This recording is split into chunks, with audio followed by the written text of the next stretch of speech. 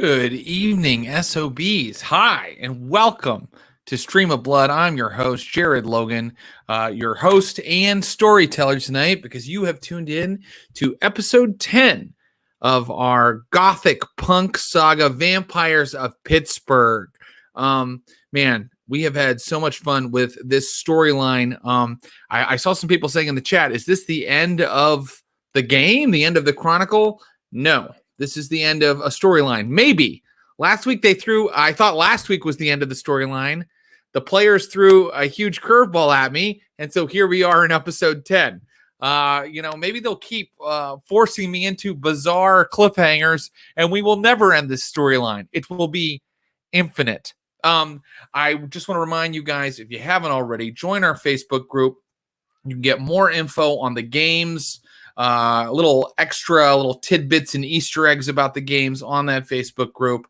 And please also join our Twitter, because we'll let you know when we're doing special games. We don't just do vampires. We also have our Sundays at 2 p.m. Cthulhu game, the Neptune Society. And just today, we did a special session of our Stream of Blood Laboratory, where we played a game called Jason Statham's Big Vacation with its creator, Grant Howitt, where me and some other players tried to help Jason Statham have a nice vacation.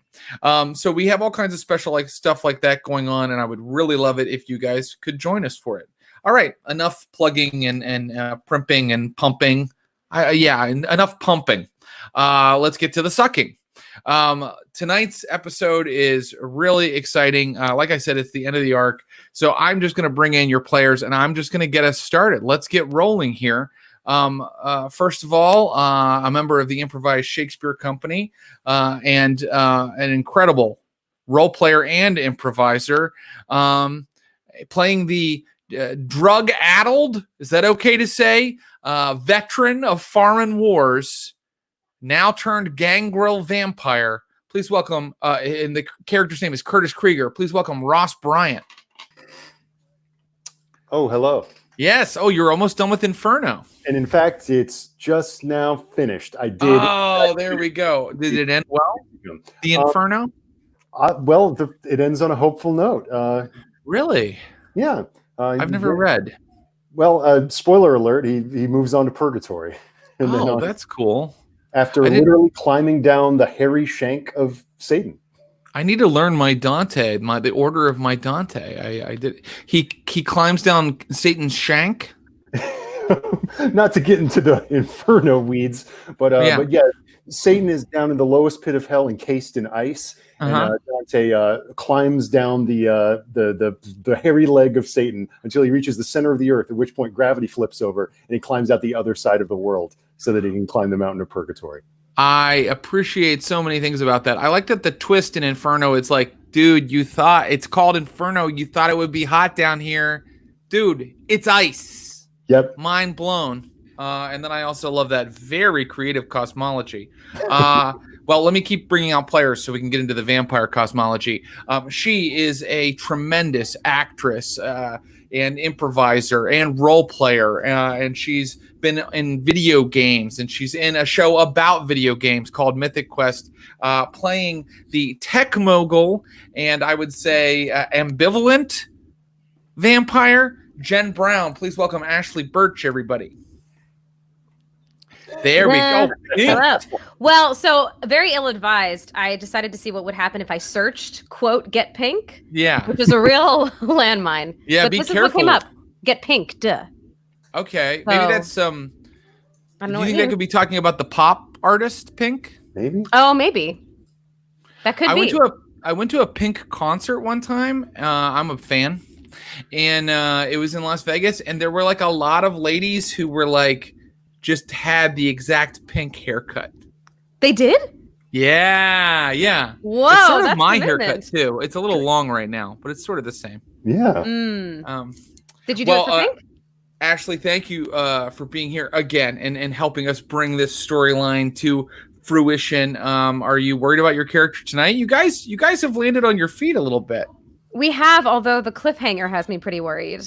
Yeah, a lot could happen with that. Yeah. Well, let's bring out the guy that put you in this mess. Another fantastic improviser, actor. He has a Netflix special now with his friend Ben Schwartz called Middleditch and Schwartz. And man, this guy loves role-playing games and playing pretend almost more than anybody I know. Please welcome Thomas Middleditch, everybody. What the? What are you? What's?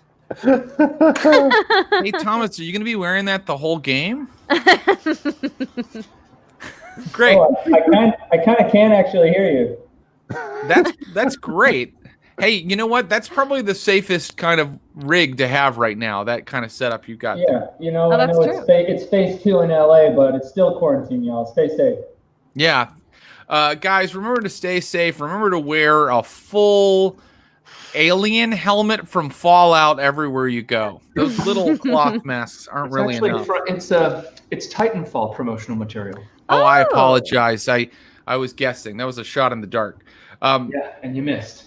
Yeah, well, hey, it won't be the first time tonight. Miles, sorry, Thomas, your character Miles got everybody into kind of a predicament at the very end of the last episode. Are you at all nervous or worried or anxious to destroy enemies, or how are you feeling? We'll see. There was certainly an introduction of new elements. What with the prince touching the memories of the photos I gave her. Yeah, we'll see what elements of my wallet she reacted to. Who knows? Could be my credit card. Tonight's entire session is going to be just a slow inventory of Miles's wallet. We're going to see Adelaide use Spirit's Touch on like a Subway, get a free sub card, and she's going to be like, the sandwich artist has cancer. All right, guys, it's time to get into the game. Are we ready to go? Yeah. Oh, yeah, baby. All right, then let's get pink and let's begin with a little bit of a recap to build on what our friend Thomas has just told us. Let me go back to the beginning of last session because a lot happened.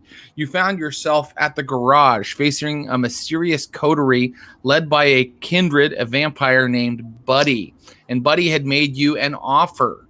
Rather than destroy you guys, or have a horrible fight where there'd probably be big losses on both sides, maybe mostly your side, he offered to make you a deal. He would give over Stu Headley, a.k.a. the Barfly, the anarch vampire that you'd been chasing for several episodes.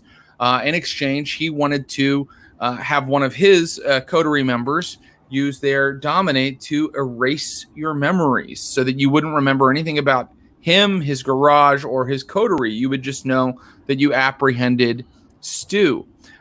Jen Brown and the rest of the coterie agreed to this, but Jen Brown, using her tech savvy or maybe just her innate sneakiness, got video of the proceedings as they were starting to mesmerize you guys, dominate you, and make you forget. And she also very cleverly, if you recall, pretended that it was against her will. She kind of said into the phone, like, no, please don't erase our memory. The next thing you knew, there was a blank in your memory. Everything went dark. And when you woke up again, you were in an apartment, kind of a backup haven of this coterie you had been investigating and fighting.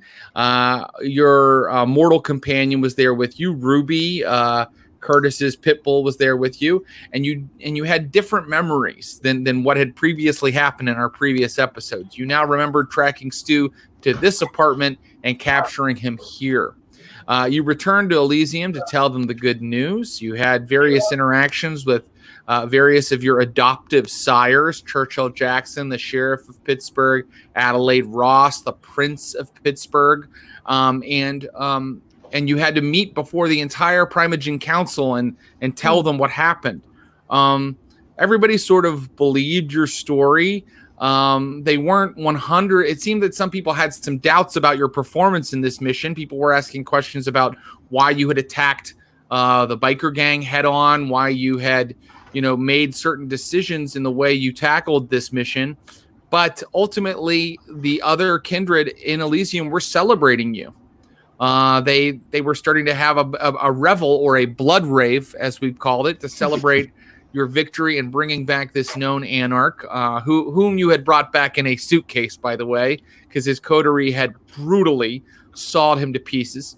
But then something interesting happened at the end. And the interesting thing that happened was that Miles, having some time with his adoptive sire, the Prince Adelaide, they came to sort of an understanding about goals and loyalty. And she took him down to where Stu was being interrogated, horribly tortured in the sub-basement of the U.S. Steel building. And during this scene, Miles found the photo in his pocket that he had stolen from the garage, a photo he had pulled out of a frame in the garage that showed two little boys that looked to be in the early half of the 20th century, a black and white photo. And it said, Jake and Buddy, 1937, I believe was the date on that photo. And he handed it to Adelaide Ross, who had told you that she has a power that only some vampires possess that allows her to pick up the psychic resonance of certain objects. And in that moment, she held it up and she said, I see. And that's where we begin tonight. Adelaide has the photo in her hand. She's holding it to her forehead like Kreskin because she loves drama. She loves that dramatic moment. And she's shaking and her eyes kind of go white. The pupils sort of go colorless for a moment. It's a very creepy moment. And then she says, I see two boys who became two men. I taste such devotion, such love, unbreakable loyalty. It's a love that is strong and cold, like steel. And there's another flavor. Vitae. Then she looks right to Miles and she goes, who is Buddy? Your guess is as good as mine.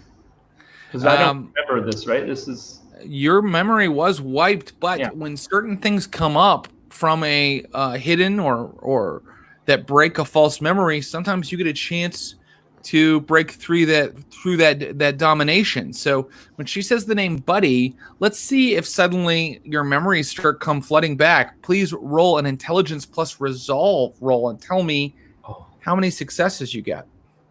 That is my forte. Wait, did I just not save my file right, or do I have 0 hunger for some reason? Oh yeah, you do. Her wrist. Okay, great. Yeah, you just had a sip of Adelaide. An uncontested 7. Just no hunger, just 7. Success by 3. Wow, that's great. Okay, so you got 3 successes. So what I'm going to let you do is you can tell her 3 things. Suddenly these memories start coming back, and it's like almost kind of painful. And suddenly you're Buddy. Yes, you know someone named Buddy. Like, and you can tell me 3. You can tell her 3 things you remember about him. But don't say the first thing is 7, and then say 7 sentences. Like you remember 3 details. Right. Buddy, he's at the bike shop. He's a shadow person, and he knows him. And I point to the barfly. Yes, and now the ghoul that was torturing the barfly and Churchill and Adelaide. I think Churchill's down here too. They all kind of are like looking around at each other. And then Adelaide says, round up the fledglings, and I want them searched. Take this one, too. And she points to Miles. And now, like, Churchill and the ghoul are approaching you, Miles, and trying to escort you back to the elevator. Nothing I can do. Hands up. And let them lead me. Okay. But I might say to Adelaide, though, like... Is everything okay? I mean, we brought the barfly. She says, everything is fine, darling. You have to trust me. Do you trust me? Of course I do. Oh no. They take you into the elevator, and upstairs, one of the ghouls gets a, and he's like, "Yeah, okay." And he walks into the room where you were all awaiting some kind of entertainment on an old television set, and he's like, "You two, you have to come with me." Where are we going? We're going to the conference room. And so he's taking you into the conference room where you spent several nights early in the game, kind of locked in with some dead bodies. It was not a great night, and some of you actually took stains to your humanity that night. So it wasn't a great time for you. And he's telling you to go inside, and when you, he can point the way to you. It's kind of like down and across the hall, and he's kind of trying to usher you that way. And you see other ghouls in their security outfits kind of approaching you, and the other kindred are kind of staring at you with what's happening? Something weird just happened. This is not how the night was supposed to go. What's going on? Are we going to be? How long are we going to be in there? What do you got? I don't know. I'm just following orders. Yeah, you the elevator opens, and Churchill and the torturer ghoul that was down in the sub-basement and Miles get out of the elevator. Hey, What's going on? What's going on? Miles? What do you remember about last night? It was last night. What do you guys remember?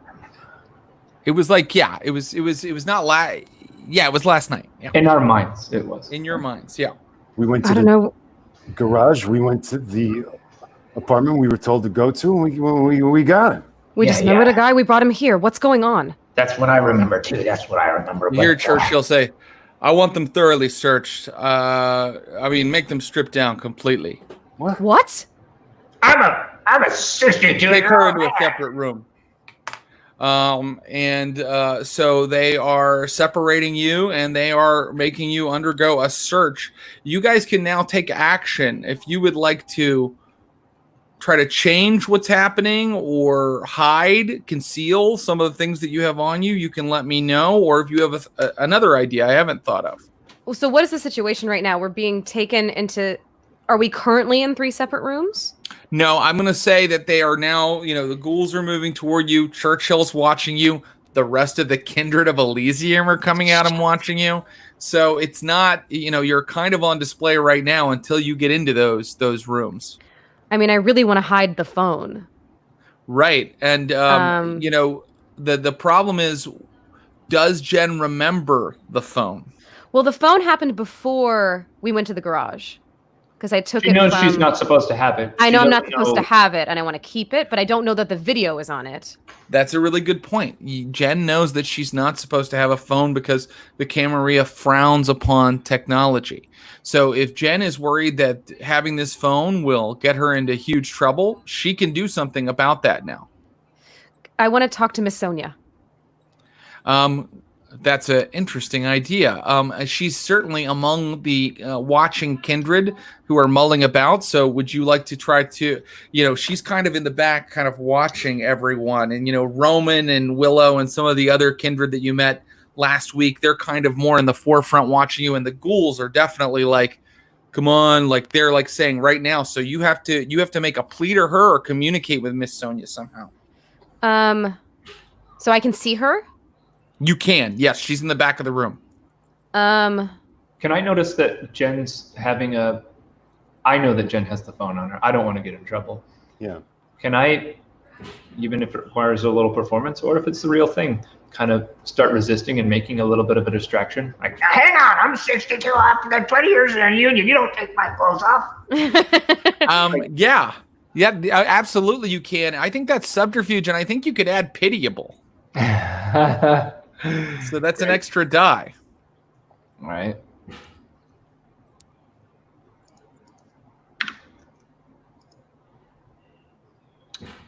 Is it is it with charisma or manipulation or anything? That's a good point. I think it's with manipulation. Oh, yeah. Okay. 3 successes.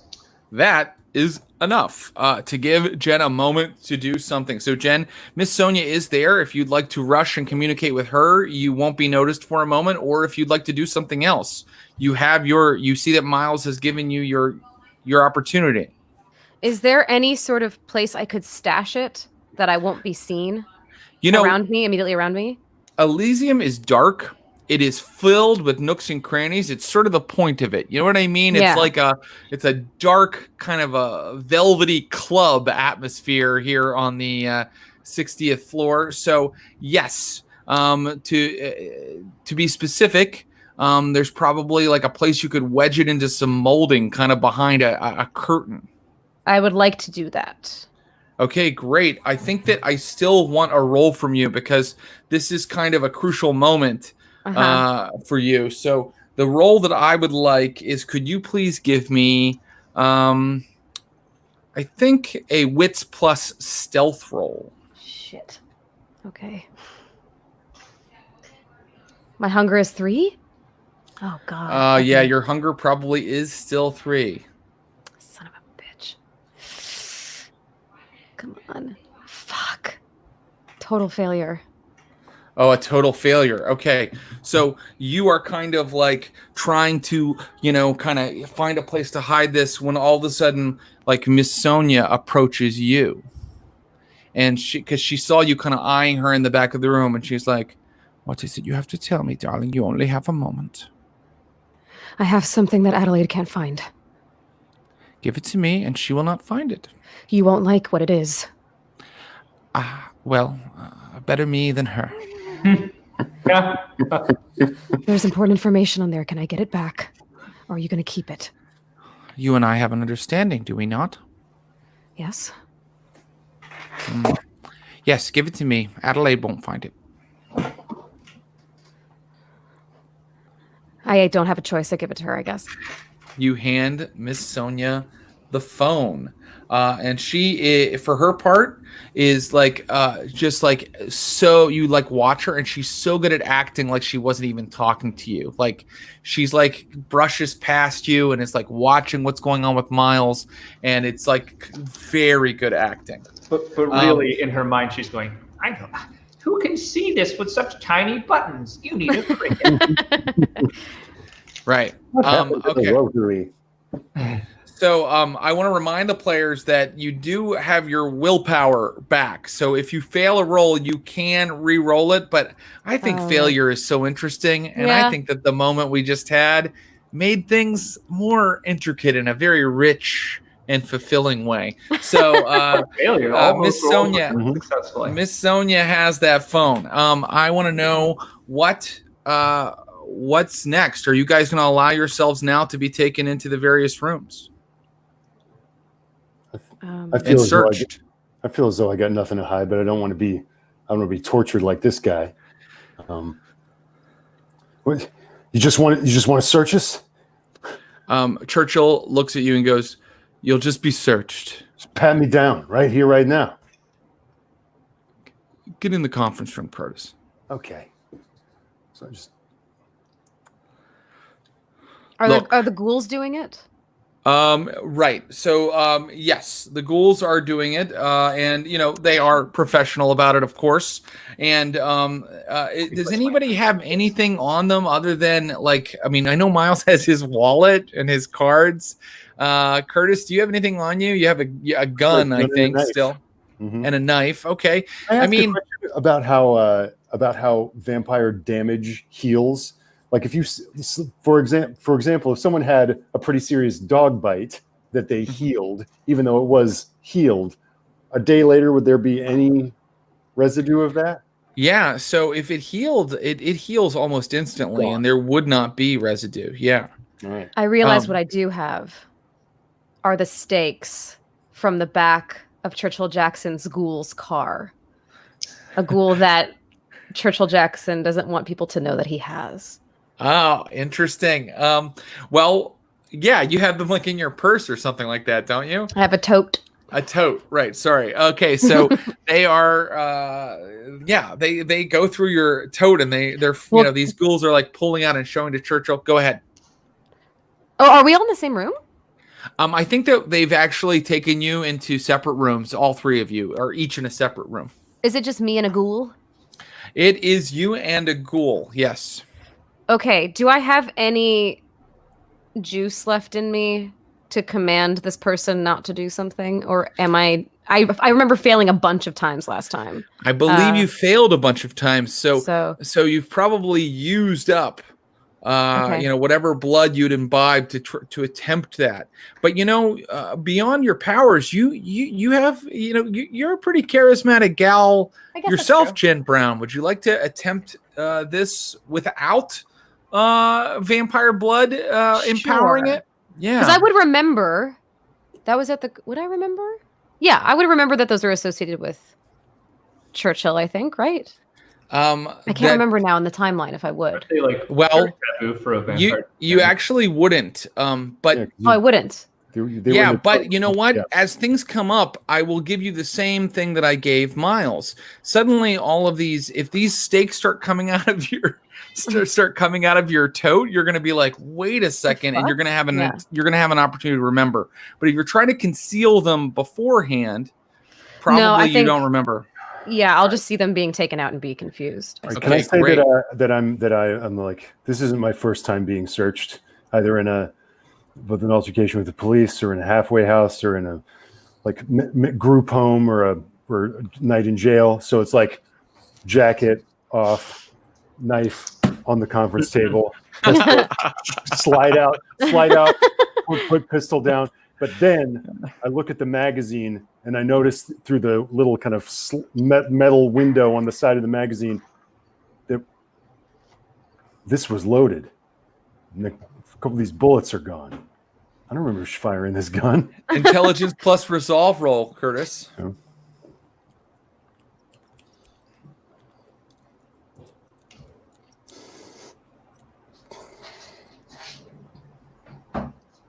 Total failure. Really? Yeah. Okay. So it is a mystery to you. You're like, what? How can I forget firing a gun? Seems like a pretty important moment in one's life, especially if it happened recently.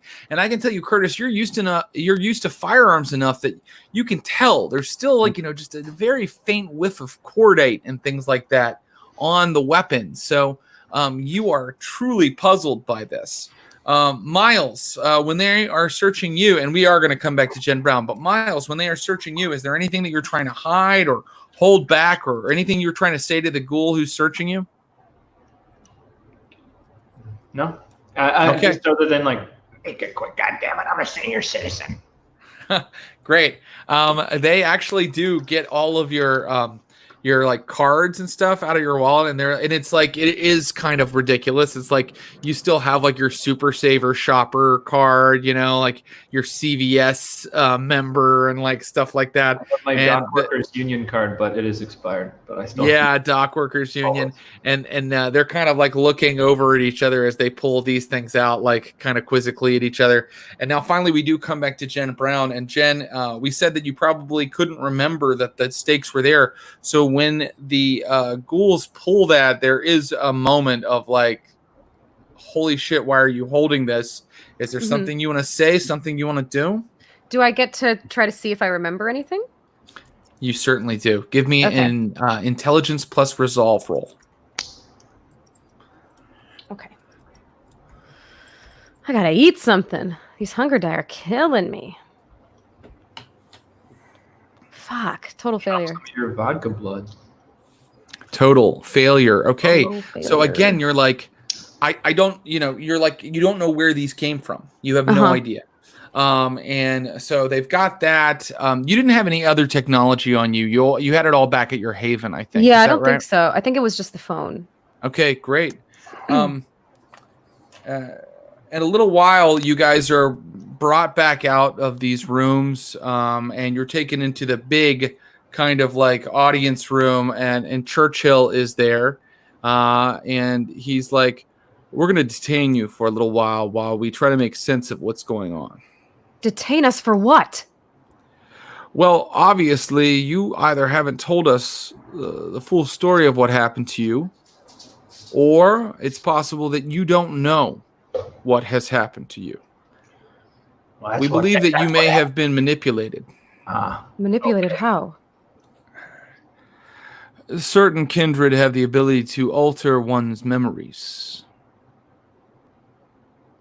Remembering the stakes. Remembering Okay. the guy. So Are you what? absolutely certain there's nothing else that you want to tell me right now? Because this is your last chance to come clean. We told Look you me everything. in the eye and tell me you don't know where those wooden stakes came from, Jen Brown. I have no idea. I think you need to give him a charisma plus persuade roll. Okay. And make sure those hunger dice are part of it. Okay. God damn. 1 success. What about you, Curtis? Anything you want to tell me? I don't know what to tell you. I've told you everything I know. It's not very complicated. I mean, there's something that doesn't make sense. What?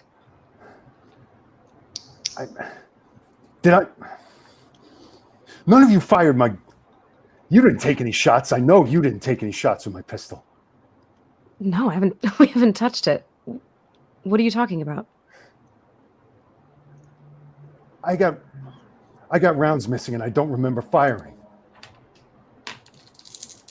There are stakes in my bag. I have no idea how they got there. Does the name Buddy ring a bell to you guys? Buddy? Buddy. Adelaide Ross comes gliding into the room with Miss Sonia behind her and some of the other Pittsburgh primogen. Adelaide says, "Yes, Buddy. Who is Buddy? That is the question we're all trying to answer.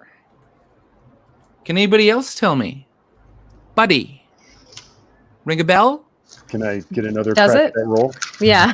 I'm going to let you have another crack at that roll. Intelligence plus resolve. I'm going to tell you that, though, since we've already established you're having trouble connecting with these memories, you need at least 2 successes to get anything. I'm not having trouble connecting. Maybe it could ring more bells for me. Yeah, Miles, I think you're going to need some kind of new stimulus other than that name to get you thinking. Sure. But go ahead, Curtis and Jen. You can try again. Just 3 1 success. successes. Oh. 3 from me. Very good. Curtis, Buddy. you can remember 3 things about Buddy. Yes. Wait. Buddy. He said he wasn't an anarch. He said he was an independent operator. What? And it was he gave Stu to us in exchange. All I remember is fire. Now that is interesting. Miss Sonia pulls out the photograph that Miles handed to Adelaide earlier, and she is like, Mr. Vanderbuck, where did you get this photograph? And now, Miles, you can roll intelligence plus resolve again. All right.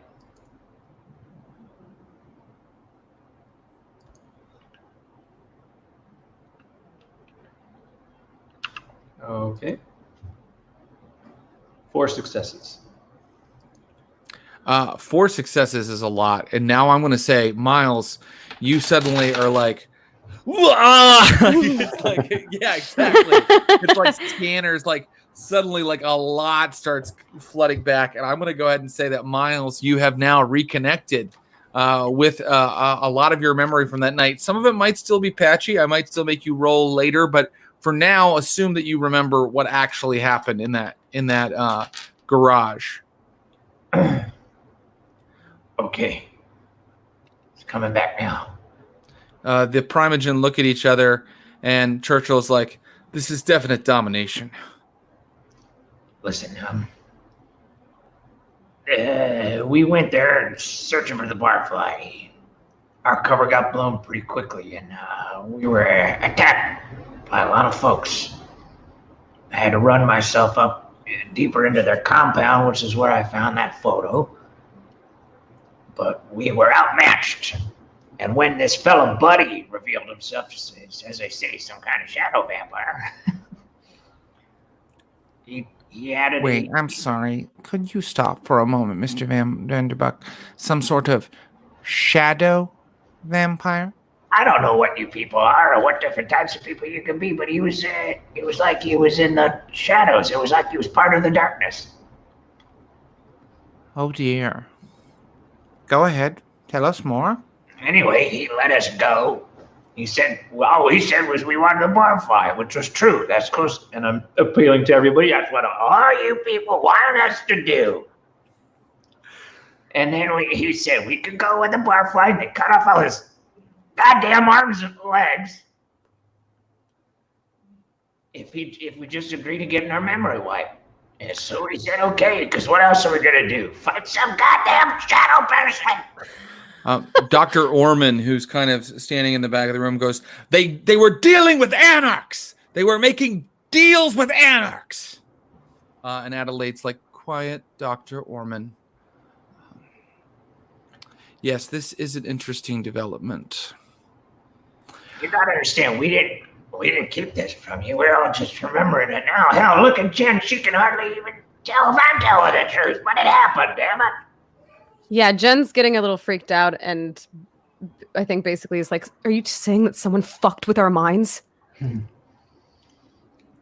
They erased our memories? You fuckers can do that?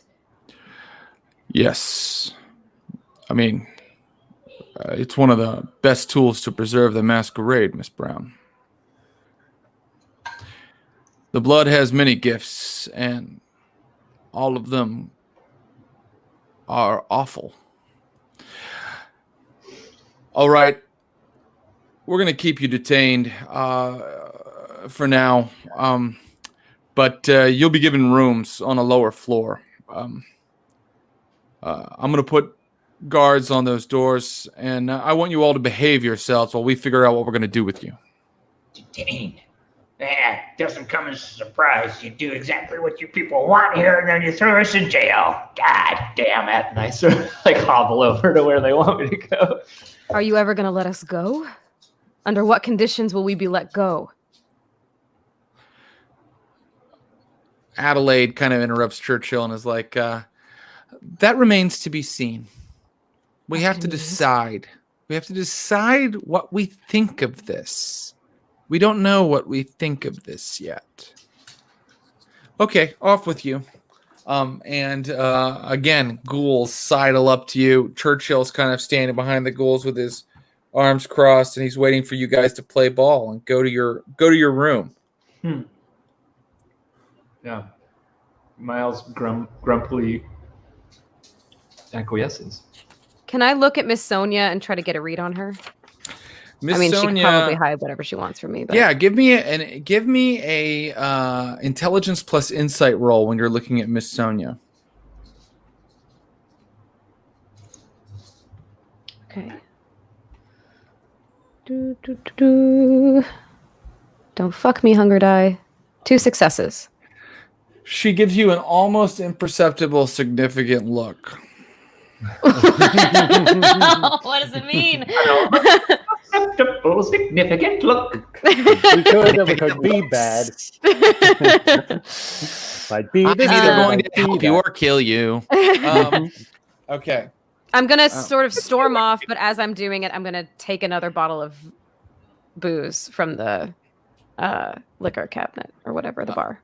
Okay, you can do that. And they take you downstairs where they have taken, it's like an office, and then you go into the back of this office, and where the executive offices would be around like the edge of the building with like the big bay windows, they've set up little apartments in some of them.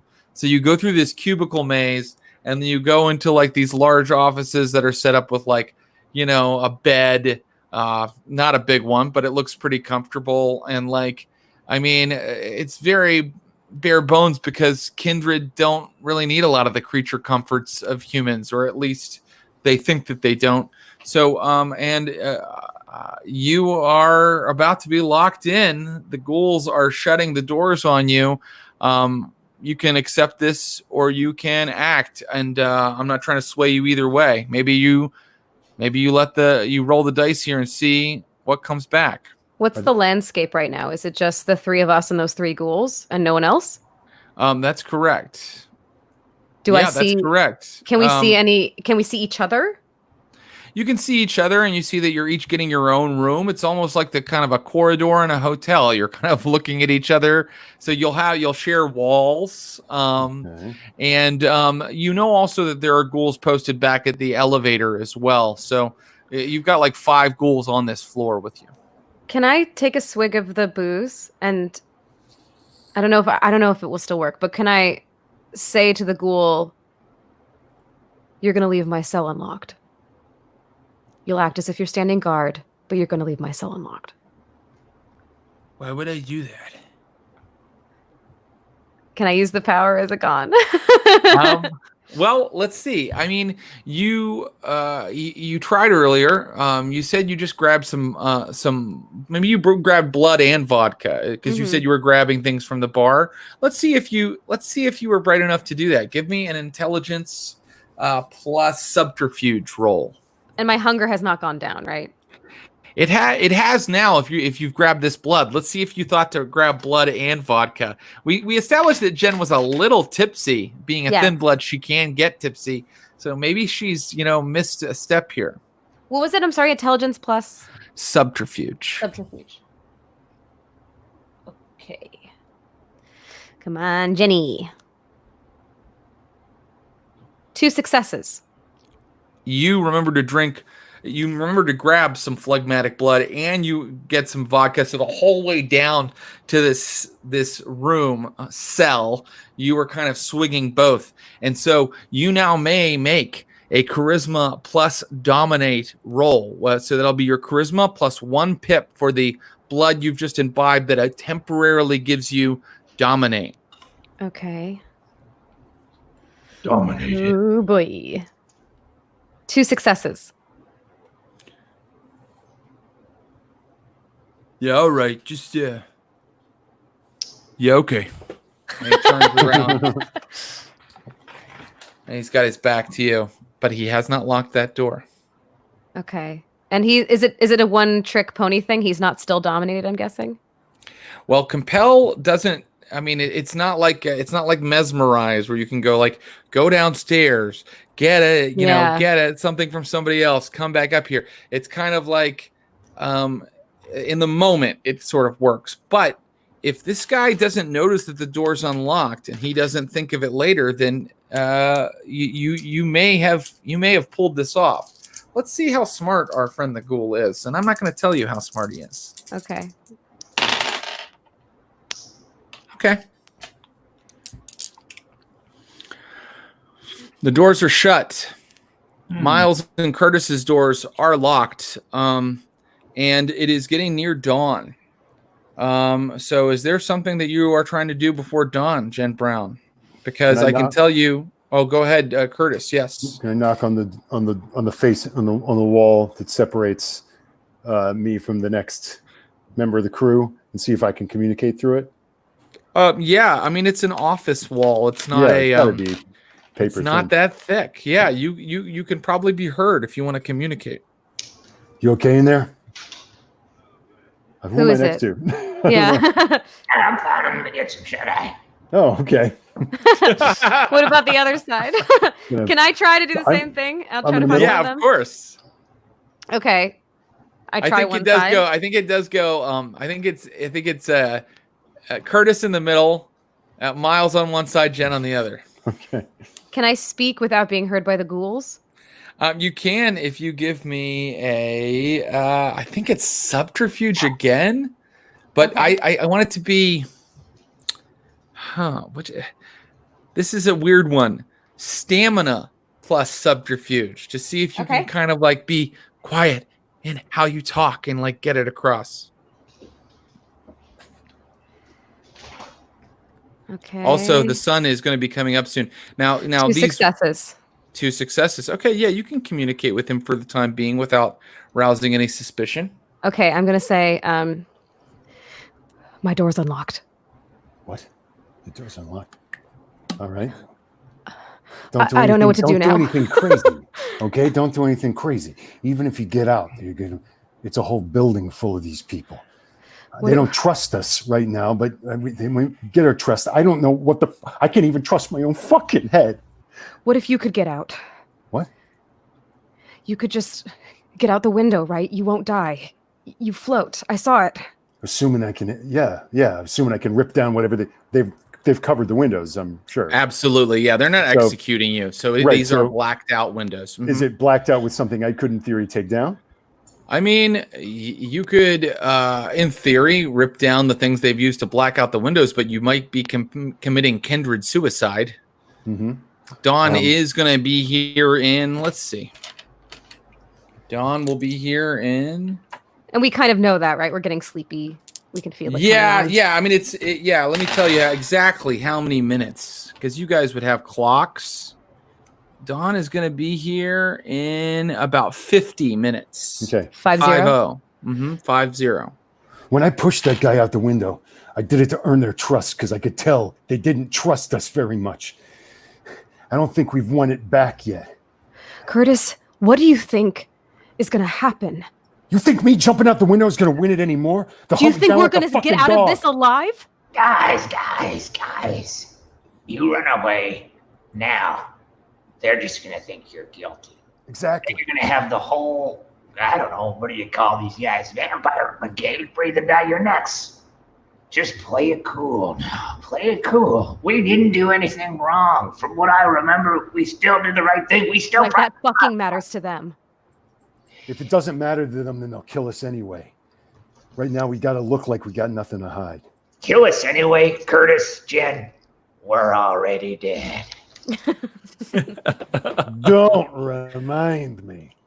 Dude, kill us anyway, we're already dead is a perfect place to move on a little bit. And we're not moving many minutes on before. I mean, now it's like 30 minutes till dawn. And you suddenly your door opens, Jen Brown, and Miss Sonia is standing there. Wait, we haven't slept yet?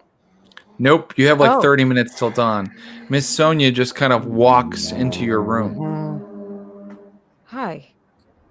Hello, dear. I looked at your phone. Well, it's not your phone. It belonged to the woman Brenda, didn't it? Yeah.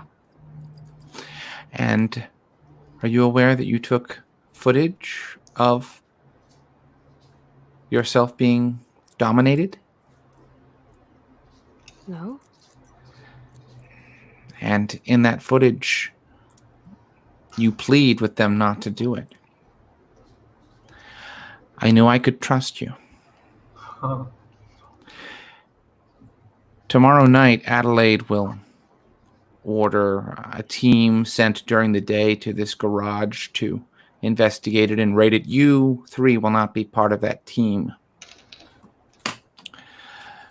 But since we can trust each other, I'll tell you that during the day today, I'm going to send a team to that garage and see if there's anything interesting there for Miss Sonia and her friend Jen Brown. Things that they can perhaps use to help the cause of the Camarilla in Pittsburgh. I just wanted to drop by and thank you. It's important to show gratitude, don't you think, honey? Yeah, sure. Miss Sonia, about that phone. I really must get upstairs. But yes, honey. About that phone. It was useful, right? Yes. Yes, rules are meant to be broken, aren't they? I would think so. I don't suppose I'll be seeing it again, will I? Oh, no. But I think that you and I will be breaking all sorts of rules in the future.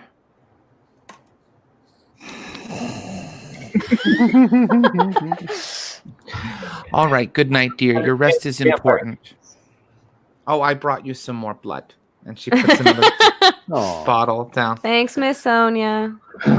You're welcome, dear. Good night, boys. Good night, Miss X. Yeah.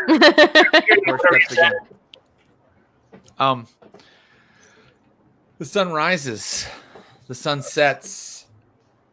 Our coterie will make their rouse rolls. Please roll. Jen, I think that your hunger is down to 2 at the end of that night. So if you fail your rouse roll now, it's back to 3. And I think everybody else. Where are you hunger-wise, Curtis? 2. Okay. I think that it's fair to say that you may have been. Well, you have a little more trouble drinking the bottled blood because you are a full kindred and not a thin blood. But yeah, I want you to stay at 2. So can I get rouse rolls from the 3 vamps? Got a success. I failed. So you're up to 3, Curtis. Do I stay at 0 then? I'm going to let you stay at 0 right now. I got that hot wrist blood. Yeah, I will say that in your slumber, since becoming one of the kindred, you have not had many dreams, Miles, except for the one when you almost died, if you'll recall. And today, the dream that you've had involved Adelaide. It was just kind of thinking about her. You were just kind of thinking about her the entire time that you slumbered. But now you're all awake. The ghouls come to you and they bring you the nasty bottled blood. Not nasty to Jen Brown. She doesn't mind it at all. And they tell you that you're supposed to stay put. Is there anything of interest in the room? Sorry. Yeah, no, it's okay. In the room, I mean, not really. Like, they don't even allow you to have like a TV in these rooms. There's like a couple beaten up old paperbacks. Your room has a Harry Potter book in it, Jen Brown. Which one? It's Order of the Phoenix. I go to the ghoul. I'm just like, how long are we gonna fucking be here? Can I talk to Jackson? Can I talk to Mr. Jackson? Do I look like I'm in charge? Do I look like I have the answers to those questions? I mean, you want me to get a message to Jackson? Yeah, I appreciate it. Well, what's in it for me? What do you need? I'd like a sip. I just hand him. I hand him the blood bottle. Nah, man, get that shit away from me. Give me a sip. Real stuff. No sip, then you owe me a favor, and I want you to help me out sometime. Okay? Yeah, all right. I'll help you out sometime. I'm Aaron. Curtis. All right, I'll tell Jackson you want to see him, but I can't promise he's coming. I need him to take my dog out. Or bring her up here. The dog is being taken care of. Our masters are cruel and bloodthirsty, but they're not monsters. They are taking care of your dog. That's at least I think they are not eating it. Like, okay, I'll go talk to Churchill Jackson. So anybody else have anything they want to say to these really stellar conversationalists, the ghoul jailers that are watching over you? Can I tell if my door is still unlocked? Your door is still unlocked. My ghoul's a dummy. Yeah. And now there's only 2 ghouls. Where are we within the steel building? You are, You know that you went down to like the 58th floor. You were at the 60th before. And so now you're down on the 58th floor where they've set up a couple rooms for guests. Well, I don't want to do it without the sign off of everyone else.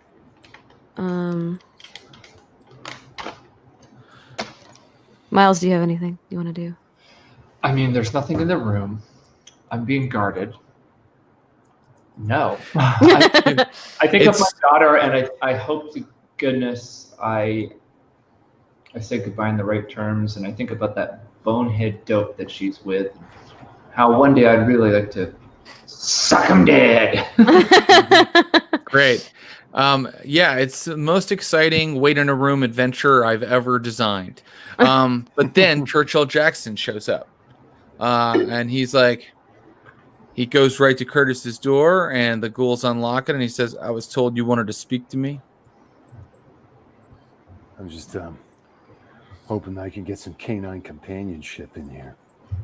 You want me to bring your dog? Yeah.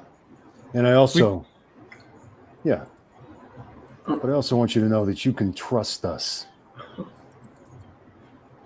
You already know that we didn't let them do this to us. It was the way that we could extract ourselves from the situation. You know, Curtis, you probably are worried that we are gonna stake you guys on the roof, let the sun have its way with you. But I'm actually impressed. Really? I mean, from the perspective of some of the other Primogen, this is FUBAR, but yeah. Let me tell you what I think is going to happen to you. They're going to send in the day shift to look at this garage. Day shift, they work for the Camarilla leadership here in Pittsburgh. They're a group of police officers who are unaware they're actually working for the Camarilla. They think they're vampire hunters.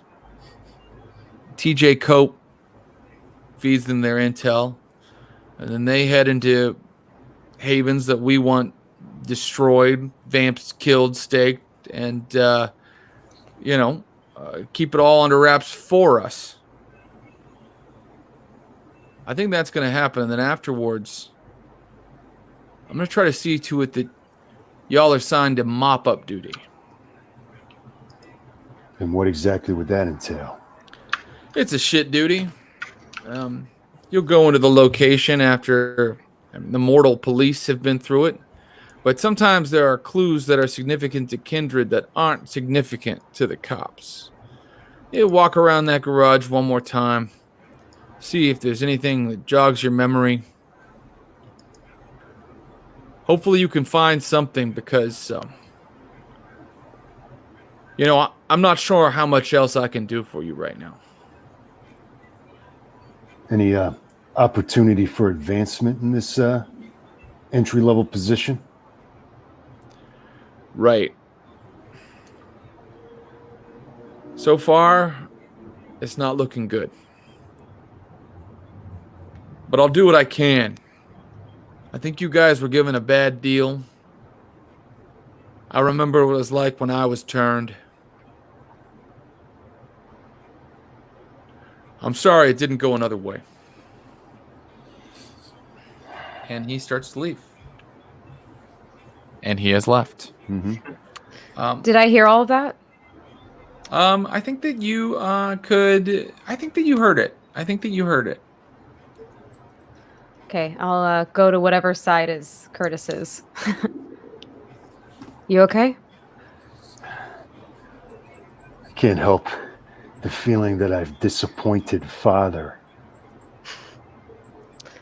That guy's an asshole. I don't know.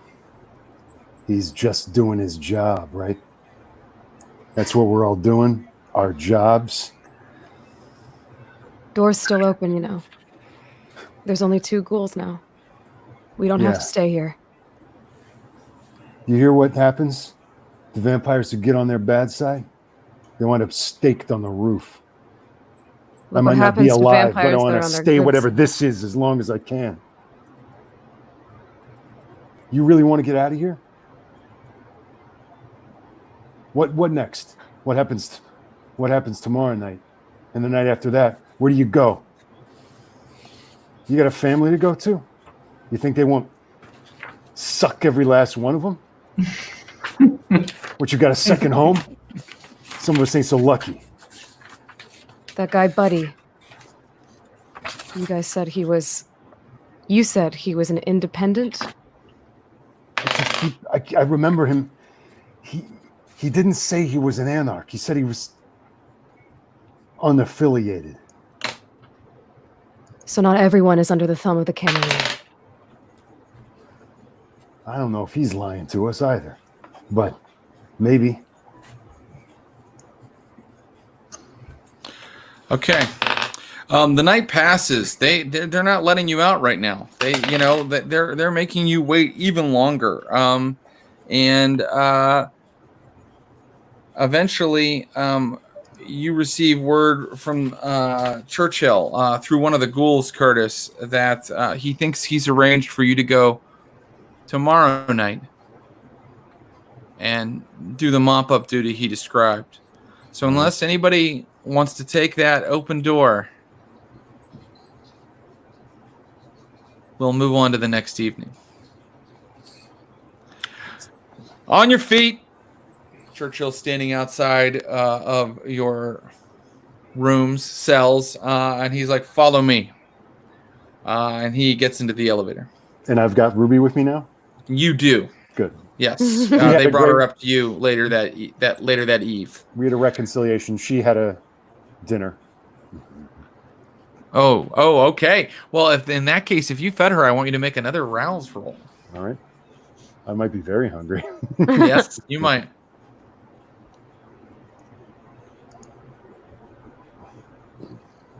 Success, thank goodness. Okay, great.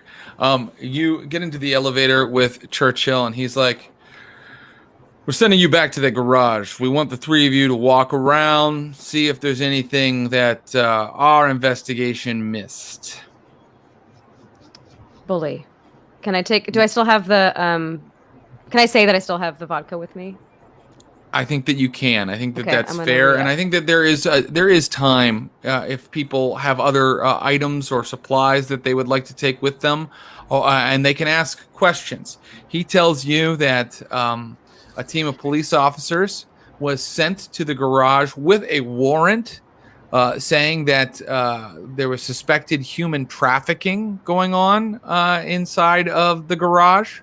And when they got there, there was a battle with the garage coterie that was happening at 2:00 in the afternoon.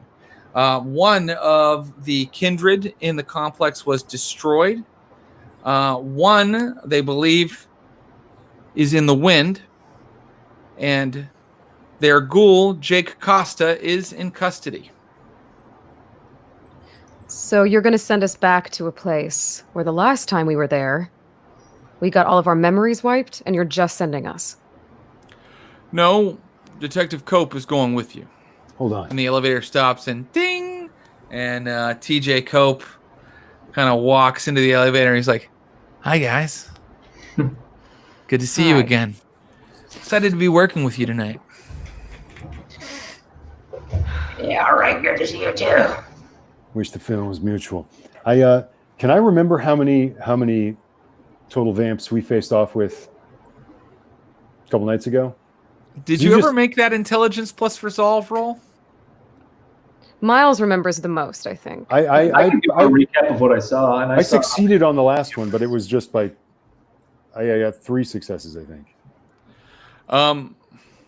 Churchill, it sounds like people are asking for a review of who was taken into custody and who was killed.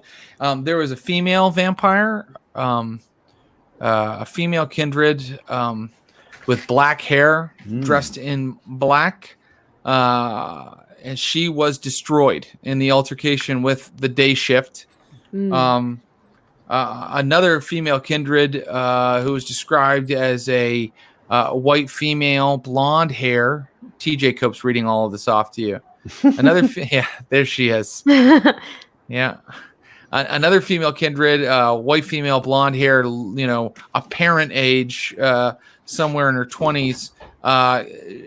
She was spotted and she made off on one of the motorcycles and actually managed to elude the police. But I mean, Churchill says that she probably burned up in the sun. They're still looking for the bike, but I mean, how far could she have gotten?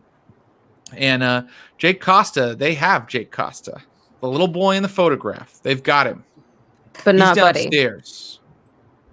He's downstairs right now. Jake Costa is. No, nobody. All right. I would like to question Jake Costa before we go out there. Yeah, we allowed to say a little something to the man. Yeah, I suppose that would be appropriate. I mean, we're handing the investigation over to you. See if you spot anything that mortal policeman missed. And so they take you down to the sub basement, and in there, tied up in a chair, is a man in his 50s, balding, got a paunch. He's still in his mechanics, dungarees, and he looks at you with utter contempt in his eyes as you enter. We wait for Jackson to leave, so it's just us four to close the door. All right. Jackson leaves, shuts the door. Mr. Costa, do you want to do this the easy way or the hard way? Do what? You want to play dumb or you want to... Okay, fine, the hard way. And I crack him in the face. Okay. Jen's like, Jesus, because I don't even know who the fuck this guy is still, right? I don't really either. He looks up at Miles and he goes, I understand what you're trying to communicate, but I yearn to die for my master. Well, that can be arranged, but before you do... Please. We just want to know who exactly you work for and really what are you guys all about? Because you're not anarchists, that's for damn sure. And I know everything about vampire hierarchy. Buddy knows things about death you'll never understand. I hope I don't find out, to be honest, buddy. Buddy is death. What the? Take me back to him. Can I, since I did have a fresh vodka tonic, could I compel him to tell us who Buddy is? Rather than speaking in metaphor, what does that mean? Yeah, okay. Go ahead and give me a charisma and then add the pip for, you're kind of like loading up a shot of the compel and then you're making people tell you. So anytime Jen can interrogate somebody, she has to sit there swigging vodka and blood. But Jen, yes. Take that shot quick because Miles is about to give him another crack. Success. Oh, great. Okay, so you're like, tell us who Buddy is, right? That's your question? Yeah. He goes, my friend and my master. Can I he learned the secrets of life and death, and he shared them with me. And he let me serve him. And you are vermin compared to him. I'm assuming now return me to him. I'm assuming this guy's not a vamp or is a ghoul, or can we? He's a ghoul. He's a ghoulman. All right. And he seems to be very loyal. The blood bond is strong with this one. Mm-hmm. What if maybe I sort of gesture to Curtis to hand me his knife on his pocket or something, wherever he's got his knife. What if you maybe can have a little bit of a substitute instead? What if instead of Buddy's blood? I give myself a prick in the wrist, as Adelaide has done many times to me. There's another type of blood you can have. Because I know you're hungry. Hell, we all are. It never goes away, doesn't it? I don't want that garbage. Are you sure? I take a little bit and I put it right on his chin. Sure you don't want any of it.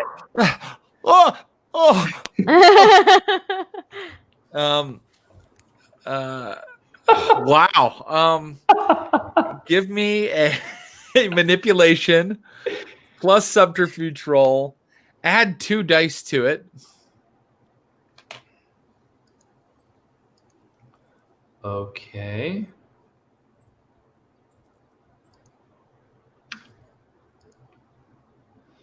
Three successes. Please.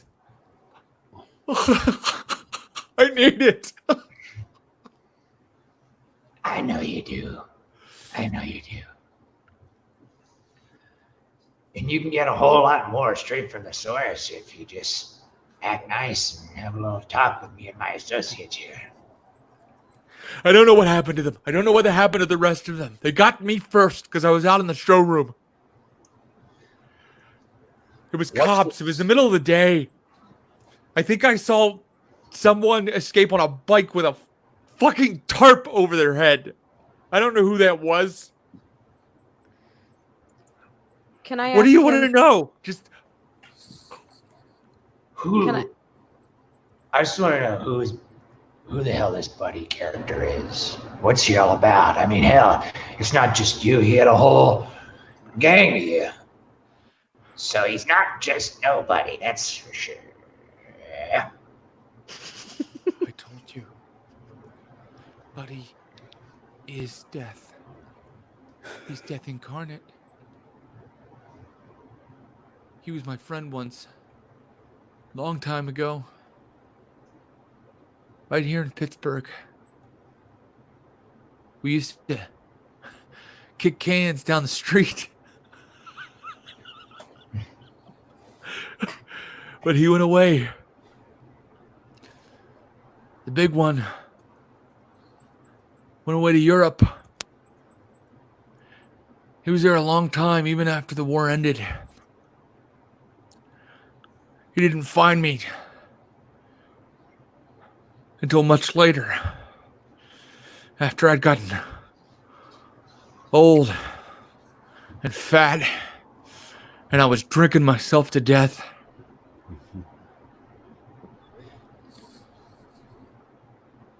Where is he headed now? I don't know. There's another haven in Philly, and there's another haven in New York. He could beat either one, or I don't know what happened to him. I don't know what happened during the raid. Was he telling the truth about being an independent? Yes! He hates the anarchs. They've been fucking up our business. What exactly is your business? We keep girls, and we keep young men, and sometimes, someone who isn't in with the Camarilla comes into town, and they can't go to one of your little blood bars, and they're not gonna fucking beg for it. We're not gonna beg you, okay? So we make an arrangement with them. How did they you give us stay money, hidden? and we give them these people to do whatever they want with them. Jesus Christ. You make me sick. I step back. Someone else fueled this fucking monster. It's fucked How up, did you- Costa. Oh, I'm the monster. I'm the monster. You wait till Buddy finds you. Then you'll know what a monster looks like. You wait. He's been around a long time, and it's going to take better than you three to take him down. How did he do it? How did he stay hidden? We've been quiet. We've been so quiet, but fucking Stu was a mistake from the fucking start. I told him. Buddy, he had an arrangement with the heathens, and then one night the old man, the heathen's top guy, he comes with his son. He'd been in an accident. He was all cut up. Before that, he stayed away from us. He only did jobs for us when we made him. But when his son was on death's door, then suddenly he wanted to know Buddy. And Buddy helped him out. Buddy had a feeling about the kid. He brought him over to the other side. You know, I never wanted the gift. He offered it to me, but I didn't want it. No. I know it's a burden. I understood that. Yeah. Stu, he never appreciated it. He was sloppy. And now look. Everything we built torn down by 3. You fucking... What even are you 3? You're a joke. I'm retired. I'm a joke. No jokes. I just kind of just like walk up and just is there even any hair on his head? There's a little bit. Yeah, he's got wisps. Can I just like pull his head back? Like, I don't hear anybody laughing. In fact, did it feel good? Having a little human bar for out-of-towners? You think you were doing something so noble? You're just a fucking club owner. And I sink my teeth into his neck. Just a little bit. Just a little bit. All right. I'm hungry.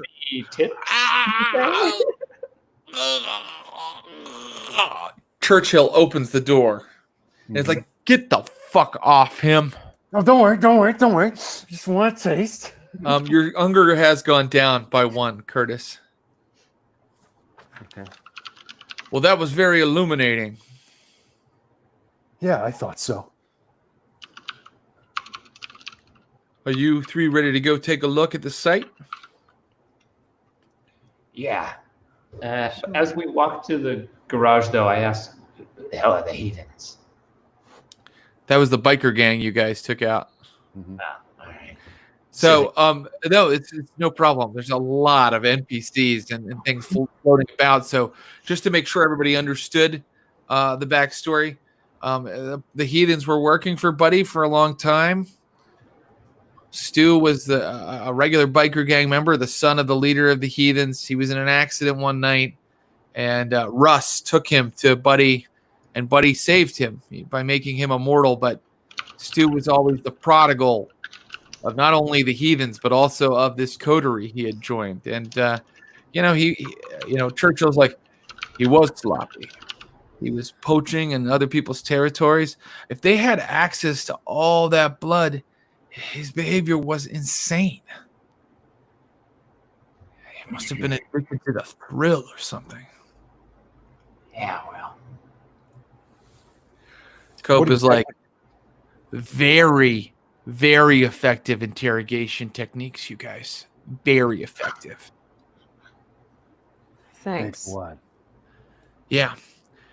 So let's do this, right, team? Yeah. I'll drive. Before we go, I turned to Churchill and I'm like, so we're just looking for evidence that mortals wouldn't know. You got anything specific we should be looking for? Signs, symbols, coffins. There's going to be something the cops missed. Something that means something to kindred. I have a feeling. This is your chance to redeem yourselves. I hope you find something. And now TJ's car heads out into the night with 3 of you in it and Ruby. Mm-hmm. And his car is, it's a Corolla. It's a fun car. Yeah, it's nice. It gets good mileage. Going electric, but it's fine. Well, it's Pittsburgh. Okay. It takes about a half hour to get out to McKeesport, and when you are looking down that driveway again, chills go up your spine. Don't like this. I say, like, you ever go, hey, Miles, you ever go hunting? Yeah, I'm from Pittsburgh. We don't get too much time. I've gone fishing before. Yeah. My uncle took me hunting once. You bring a dog out. This was nice about dogs. You can just send them out to flush out the things that you want to kill. Why is it I get the feeling that I'm a dog right now? TJ Cope turns on a flashlight and is like, what do you mean? I get my pistol and Can I do like a hyper aware, like a listen or something to get the environment? Yeah, I think you brought some of the blood that that kind of helps you with these things, Jen. So I think that with all of that, like you just keep like swinging this stuff. I can go ahead and let you take down another point of hunger. That'll take you to 2, right? It'll take me to 1. Oh, I think that's okay. You definitely have loaded what you know to be like kind of that heightened awareness into your chamber. So let me know when you want it to go off. I think I'd like to do it now to see if I can tell if there's any signs of a trap or if I can sense that there's anyone else around. Right. So suddenly like every bug in the trees, every kind of little bit of breeze moving the limbs and the branches, like it suddenly like all registers with you. You feel like really hyper aware of everything around you. You don't see anything you don't hear footsteps. You don't hear breathing anywhere. But I'll let this, this scene is continuing. So I'll let this kind of hyper awareness extend for a while. So okay. Let me know if you see an opportunity to use it. You come down the driveway and TJ like looks at all of you and he's like, you guys have got to see what they had in the basement of this house. And he starts walking up toward the house. But you guys don't have to obey his orders. He's a ghoul. You can do whatever you would like to do. So let me know where you would like to look around. I mean, you told us, Miles, that there's a room in here where they got the whole place rigged up to cameras. Yeah.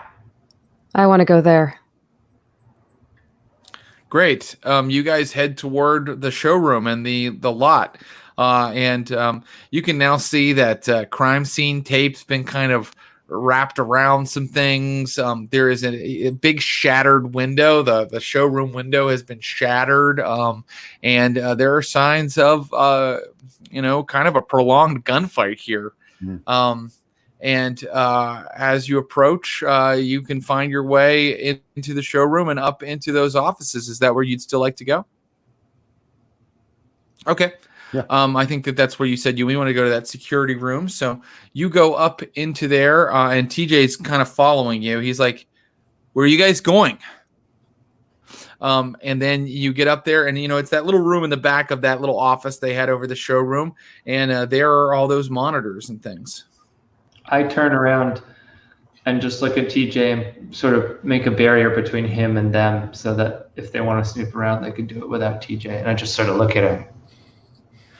For his part, he is kind of like keeping his head on a swivel a little bit. Like he's trying to play it cool, but like his like little comment where he's like, "What are you talking about?" Like he is maybe not a great actor. Can I use my hyper awareness right now to see if there's anything in this room or immediately around us that we need to be worried about? In this room, no. Again, you're not hearing any kind of like anything beyond like bugs and the little creatures that live out in the woods, like, which is kind of wild that you can hear them even when you're standing in this room. And you're also detecting like the buzz of these like electronics, like the power strip is still plugged in and you're getting that from it. Like, and when you want to, you can kind of almost cycle between the channels in your perception and hear every little thing. You also have a little bit of a vodka buzz. Are there computers hooked up to these security feeds or anything? Is it just cameras set up, or is there any sort of... The cops haven't dismantled any of this yet. They had no reason to. It looks like there were some shelves that, Miles, you remember there being some stuff on, and now those shelves are kind of empty. But as far as you can tell, if you start messing with the security stuff, you can click it all on. I'd like to do that, and I'd kind of like to cycle back through... I want to see if this is the type of thing where they erase and re-record over their security footage, or if there's anything relevant or interesting that I could see. Right. Give me using my tech business. Yeah, wits plus technology, I think.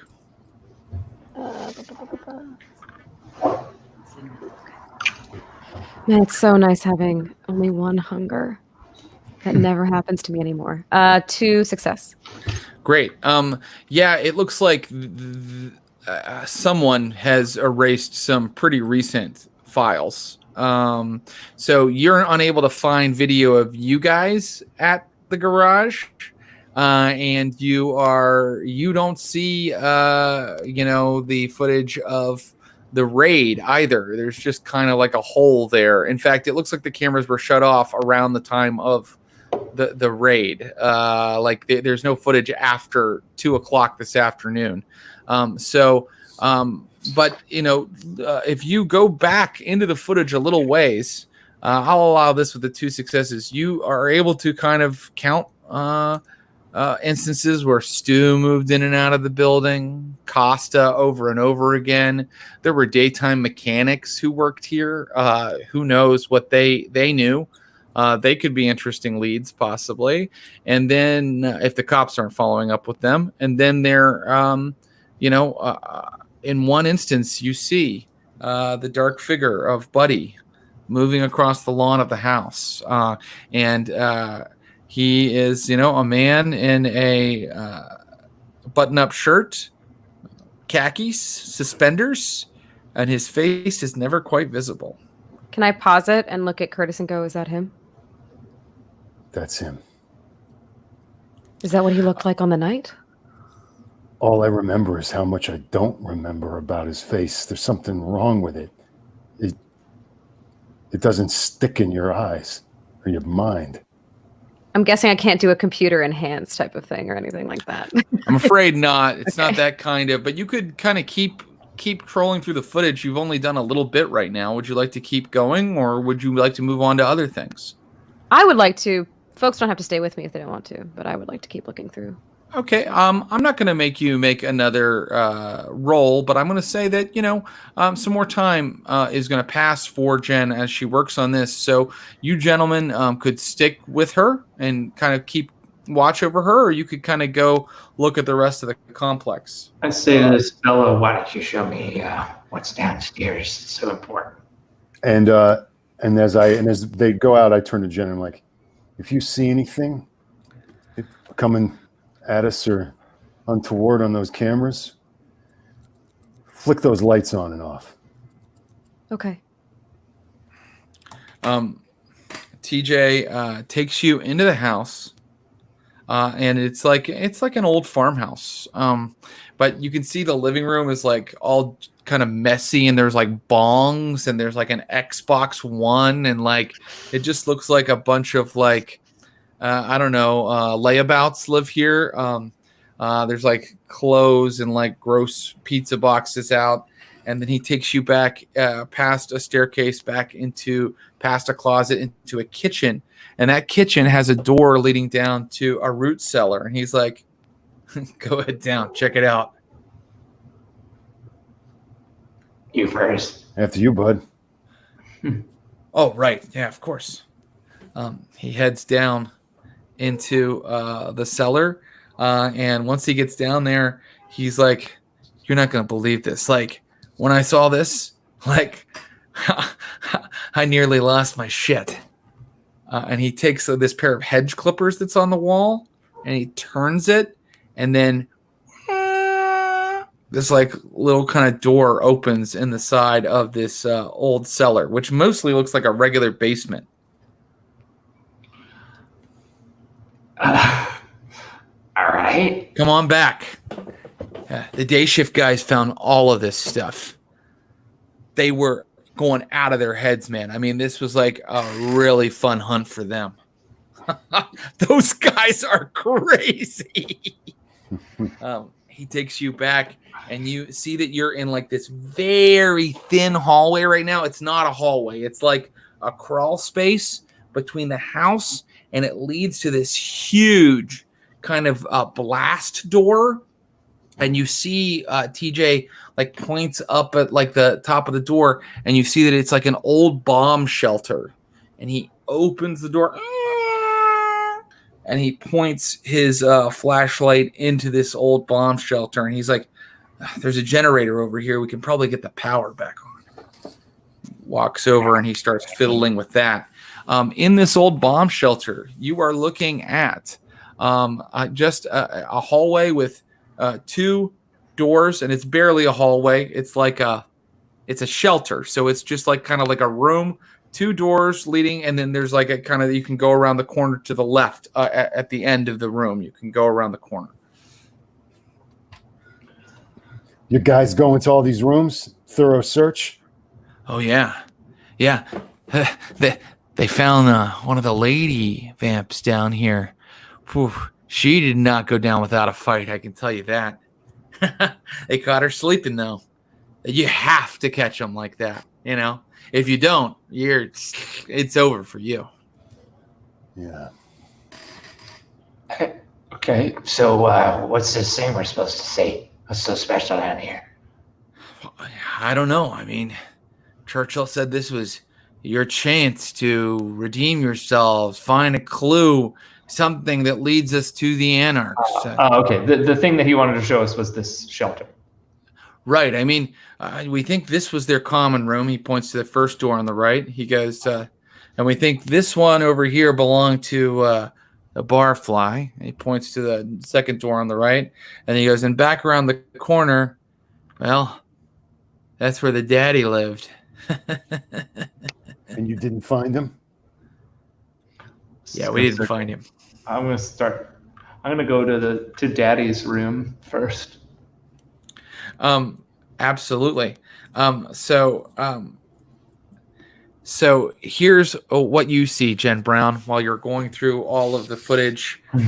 Jen Brown, you're looking through all the footage, and first thing you see, these young people, like, who are kind of scantily clad, or they're like in like crop tops and like tank tops and like short shorts, and like routinely, like on a couple nights, they're moved out to a big SUV and driven away. And then before dawn, the SUV comes pulling back up, and sometimes they're pulled out of the SUV completely like unconscious and dragged back up into the house. And at least one time you see a young woman go out, but when the SUV comes back, she doesn't come back. You also see at one point there's just footage of Costa, and he's out back in that junkyard, and he's just stuffing a foot into a burning barrel. He's just like stuffing body parts down into a burning barrel. And then the next thing you see at one point is you're watching the video footage, and you see us. You're like, oh, that's one of the coterie, and you stop, and it's Alice, the blonde-headed waifish kind of kindred, and she's just staring directly into your eyes, just looking right at you, like she can see you through the camera. I'm gonna move a little bit like this. Does she follow my movement? She turns and walks along. No, it's just footage. Just footage? Everything's okay. That was, you checked the date. It's like weeks ago. Meanwhile, Curtis and Miles want to go back to Daddy Vamp's room. Is that right? Yep. Okay, so he goes, hey, get a load of this. and he opens the door to the huge chamber. And inside this chamber, the first thing you notice are two coffins, literal coffins sitting side by side. You also notice that there's like sort of this like office area with like, bookshelves and old out-of-date computers and like a lot of like file folders and stuff like that. And he goes, cops carted off, some of the interesting stuff. And we think this guy was, running prostitution. He had his hand in drug trade and kills for hire. Yeah. I mean, I gave these guys a gift. I mean, they're going to be the heroes of the department for like a decade. You're a saint. Yeah. All right. Snoopy Town. Beyond the coffins, there's kind of this area with like two like really comfortable looking, very elegant chairs and kind of like an elegant tea servicey kind of area where two people might have sat and discussed things. But now the chairs are empty. Can we open the coffins? You can. Do we see anything of note inside? Why don't you give me a investigation roll? Okay, though. A wits plus investigation roll. Oh, yeah. That's more like it. Oh. And Jen, it is worth mentioning that your security footage doesn't cover this area of the compound that they are in currently. They didn't put cameras in their haven, obviously. Right. Okay. That's 5 successes. Oh, nice. That's really good, Curtis. So it's not surprising the cops didn't find this. You get down, you feel, you just happen to put your hand on a certain part of the inside of the coffin where there's kind of like, fabric, the way they kind of hang it inside the coffin. And your hand kind of slides down and you feel something under all of that. And pulling away the fabric, you see a keypad. We gotta. There's some kind of safe or door in here. What? Wait, were you telling that just to me or to everybody? I'm trying to tell that to Miles. Okay, you know what? Let's see if TJ hears you, and you can give me a. Well, we're whispering again. Stamina plus subterfuge. Stamina. Roll your whisper skill. Roll for quiet. This is a library. Roll for quiet. Library Traveler. The game. Now you and your fail. Quiet. Total failure. So Cope is Hey, like, Miles, there's a door here. I think that what it is, you just go, what the fuck? Like you just say something like that, and then Cope's like, what? And he points his. Holy shit! They missed this. Yeah. You motherfuckers really did find something. I'd say that this would be something notable to the kindred. Yeah. It's like a keypad lock. Should we? And he hits power on it, and the little digital display kind of comes on, kind of glowing. Whoa. I say, you got a way of getting in touch with Churchill right now? Yeah, of course. Yeah. He pulls out a cell phone. He's like, I'm allowed to have one. It's like a privilege that they give certain people. Wow. These motherfuckers. Yeah, all right. Let me just, I have to go upstairs because it's, there's no reception down here. Hold on. And he heads upstairs. Do we have any other light source? Did he turn on that generator? He hasn't yet, actually. So if you want, he'll throw the flashlight back to you. I'll take it. Yeah, and you can tell me if you want to. We'll just wait for him. You're just notifying Churchill that this is here. Yeah, because I want to to know if this qualifies as a thing. Is it mission concluded? Get vampires who know how to deal with this sort of thing in, or is this cleanup crew territory? You can make wits plus perception rolls right now. Okay. Wait. TJ has moved off. He's gone upstairs to go and. Do I still have that photo? Yeah, you do. Well, you don't have it actually. They took it from you. They searched everything, but you would remember what was on it if you need to remember something about it. This session, you had said that there were 2 names and a date. Mm-hmm. I don't remember the date, but something 32. 1937. 1937. But was just a year? Yeah. All right. Well, I don't see perception. Is there a? Because that's not a skill. I keep going back to old White Wolf. Awareness, my friend. I apologize. Wits plus awareness. Mm-hmm. Or was it yeah. What's that? Or was it intelligence, not wits? Wits. Cool. I mean, I'd like to punch in 1937 onto the. Hell yeah. Yeah. Miles, when you do that, suddenly you hear like, and there's a rug on the floor like a little ways away, and suddenly there's like a big kind of like thing sticking up from the rug. I got 2 successes on that roll. And that's when you hear inside, underneath that rug, from where it's kind of popped up a bit, you hear like very quiet sobbing.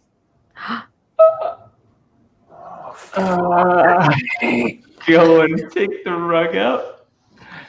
There is a kind of an automated trap door, and you can hear someone crying down below. It's Diddy Curtis. We don't know who it is now. And then with your flashlight, let's creep on down into the No Country for Old Men fucking eating chamber. You're looking. No Country for the road.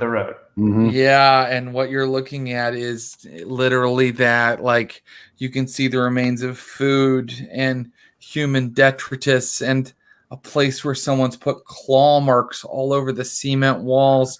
And then finally, your light lands on a young woman who is like kind of bleeding and emaciated, and her fingers are bloody, and she's like, "Don't let him hurt me anymore."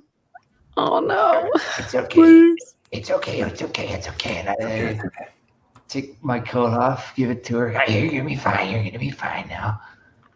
And if she's changed or anything, I'm free now. A black form moves out of the shadows behind you. Who sees it? Both of us? Maybe neither of you, because it is black on black on black. What can we roll? What can we roll? So dark down here. Wits plus awareness, but you're gonna have to beat his powers.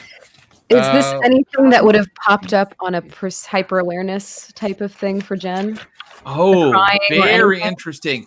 Wits plus awareness, Jen. And you can add a pip for your hyper awareness. You can add a die. And you have to get a lot of successes to hear any of this happening way down in the depths of the house. Also, is this other presence the kind of thing that a dog would begin to react to? That's a very good point. Yes.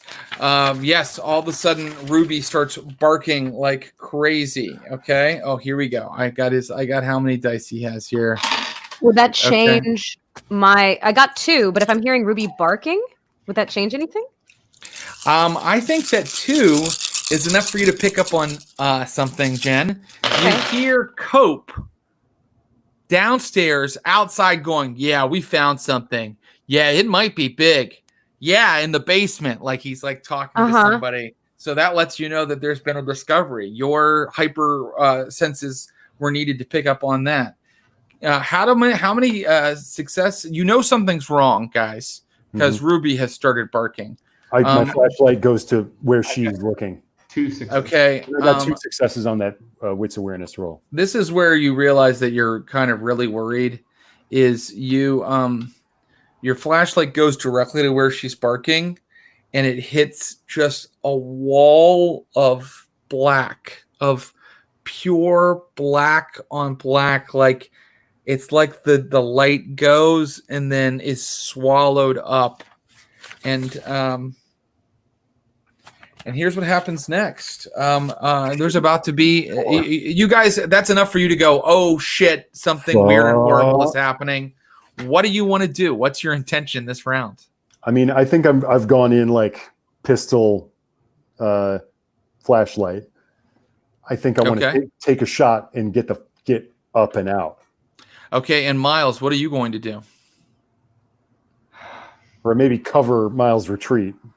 I pick up the girl and maybe get out of here, I guess. Okay. Can I say that when I hear the detective that I start heading to where they were? I think that's very fair. So all of these things are going to happen, and so is this. Let me see. Okay. He activates Vampiric Destruction. Vampiric Destruction level 7, go. Cloud. Activate. So Curtis, go ahead and make your fire roll. Miles, I think no roll necessary because Curtis is covering your escape. And is it just straight up firearms? It's going to be Dex plus firearms, but because of the nature of the darkness here, I'm going to rule that you need at least 3 successes to have hit this guy. All right. Oh, 2.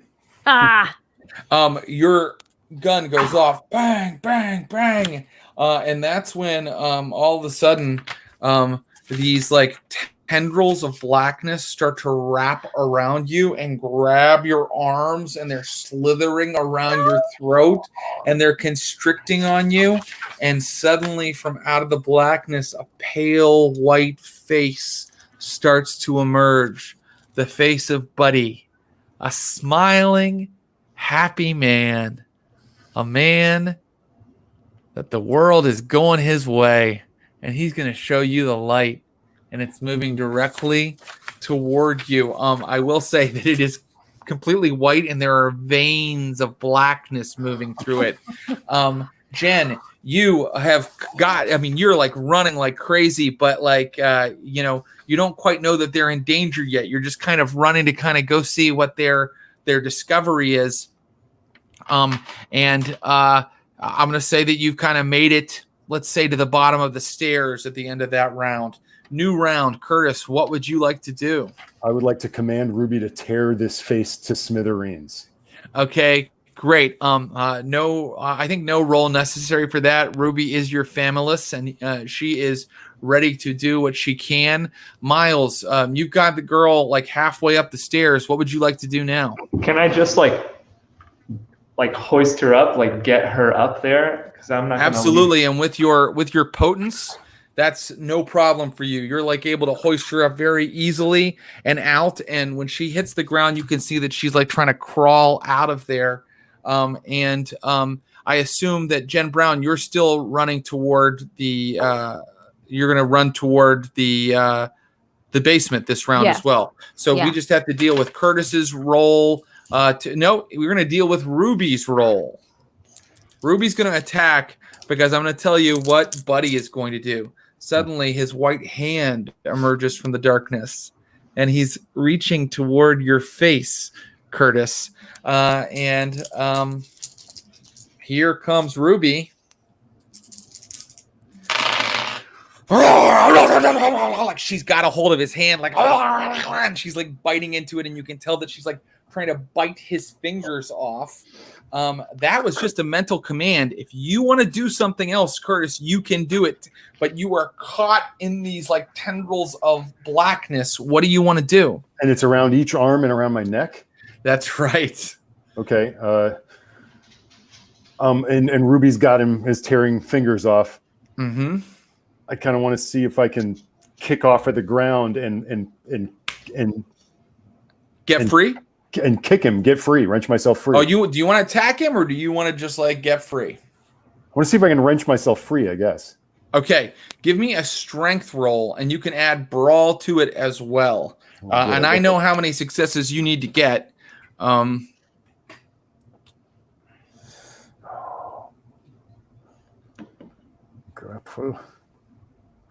4 successes. Ooh. My friend Ruby must have made his concentration break for a second because you just kind of twisted a certain way and like the blackness like starts to rip away from you and it like takes skin and a little bit of bone with it, but like you come free and like your vitae is dripping out a little bit. But next round you can do something else. So let me know what everybody's going to do this round. I can tell you that Buddy is kind of dealing with Ruby attacking him right now. So Curtis, what are you going to do this round? Oh, Jen Brown, I'm sorry. You have now you've now made it to like the driveway of the car lot. Okay. So Curtis, what are you going to do this round? Me? I want to run up see if I can run up the stairs. Escape. Miles, you just dropped the girl upstairs and turned back around to help Curtis. You now see him wrench free of this stuff. What are you going to do? Okay, if you're running, Someone ever get a steak? Yeah, I know. They took all my steaks. What a mistake! Right now, Buddy's being attacked by the dog. He's being attacked by the dog. Who knows how long that will be? You know, that will hold him off. And is there anything down here? Like there's all kinds of stuff, but like it appears to Nothing have that could been a use as a prison weapon. cell, so nothing like that could be useful as a weapon unless you wanted to use your incredible strength to try to kind of pull one of these like wooden beams off the wall or something. Yeah, I'd like to. Okay, give me a strength plus technology roll because you're used to how carpentry works to kind of rip free like part of the structure of this like little crawl space prison cell they had built down here. What you got to do is identify a load-bearing beam. And you should add your dot of potence to this roll. Remember to do that. Okay. Yeah, anytime I ask for a strength roll from Miles, he can add his potence dots to that roll. So Curtis is going to do his thing. Okay, Miles is doing his thing. Jen is still running. So let's see what Buddy does here. This is successes, by the way. Okay, here I'm going to tell you what happens here in just a second. Ruby. Ruby. That's so many dice. Come on, little guy. Okay. Yeah, wait.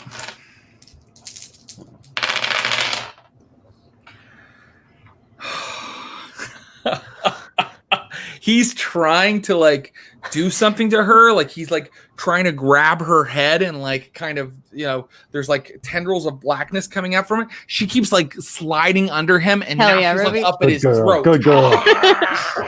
And now Miles, your 2 successes are just enough to kind of pop it off a little bit, but you don't fully have like one of the joints off yet.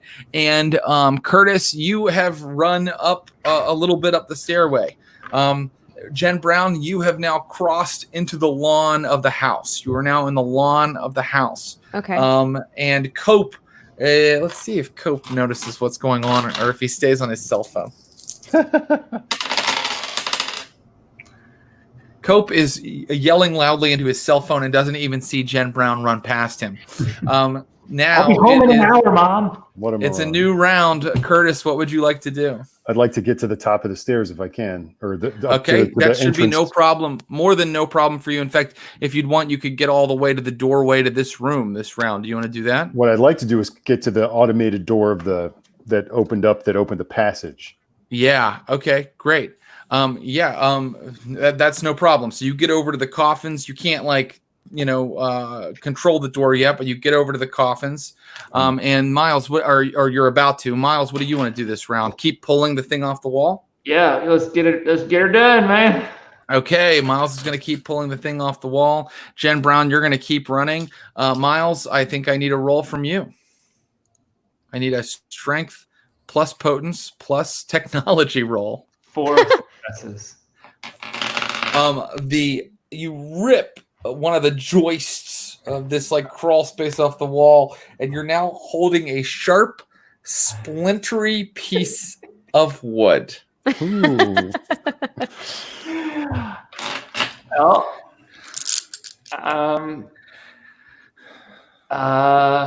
oh, buddy. You know what you forgot to do, don't you? You forgot to get pink. I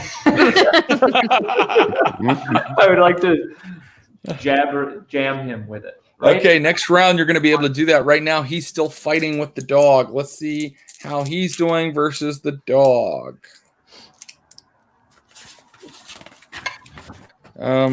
Looks like we're going over a little bit tonight, ladies and gentlemen. I hope you don't mind. Let me know if it's an issue. All right, here we go. Yeah. Okay.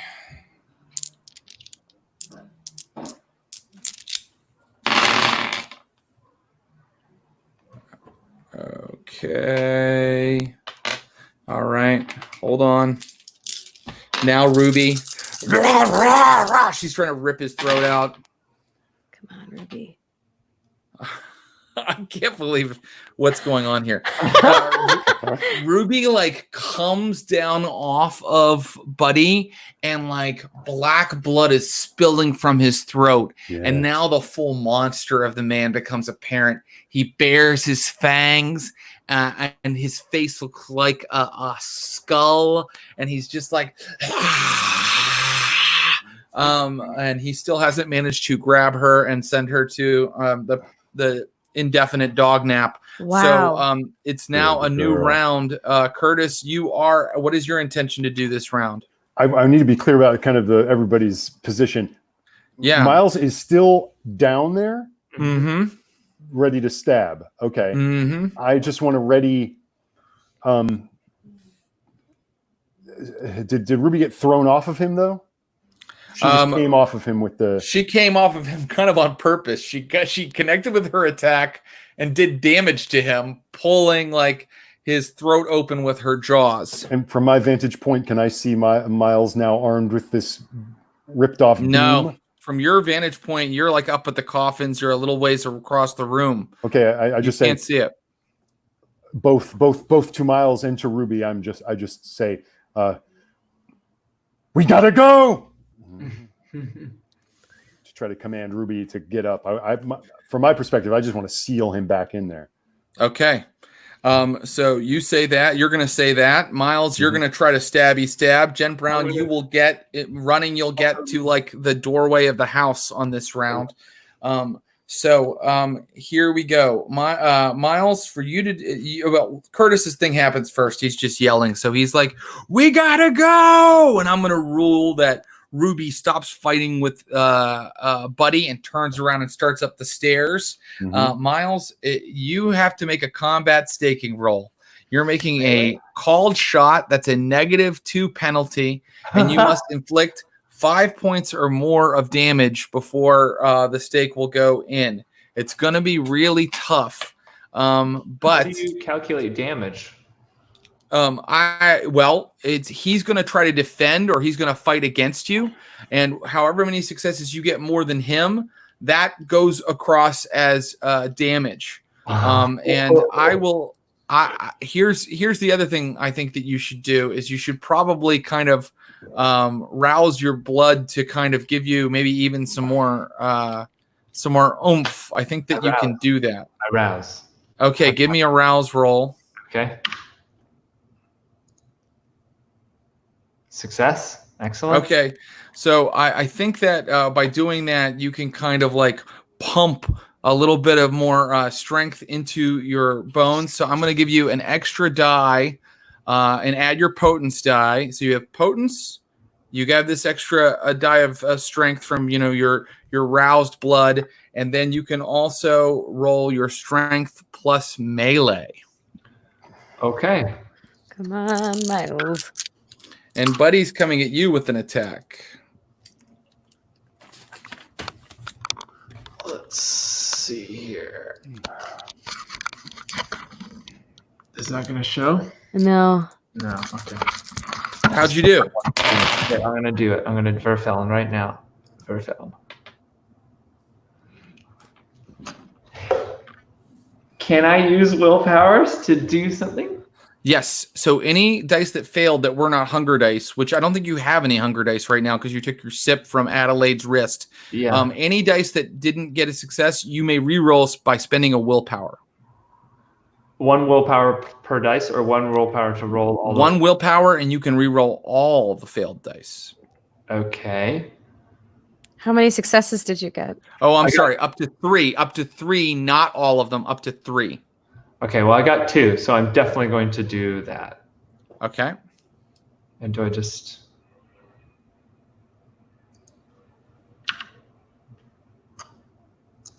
Is this what I'm doing? Oh, and then only 1 success there.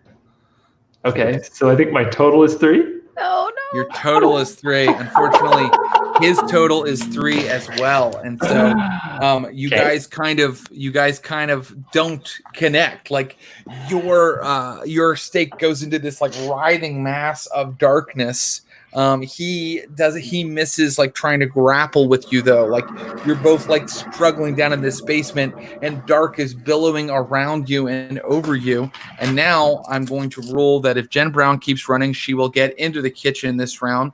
Curtis, your dog will reach you this round. What are you going to do this round? I want to get a vantage point down in the hole because I can see that Miles. I perceive that Miles is in trouble. Can I see into it from the lip, or do I have to descend stairs to see the battle? Yeah, you can see into it from the lip, but because of the weird kind of dark effects of Buddy, it's going to be tough to shoot him down there. But Even you with could it give it a somewhat shot. exposed, is received consumed. You could do a called shot maybe or something like that if part of him is exposed. Okay, so you move over there with your gun and you're going to make a shot. And Miles, what are you going to do this round? Oh, God, well, I'm in it now. I'm going to try and stab him again. Okay. Oh no. Great. And he looks like he's going to continue to try to grapple with you. So let's all roll. Jen Brown, you get to the kitchen.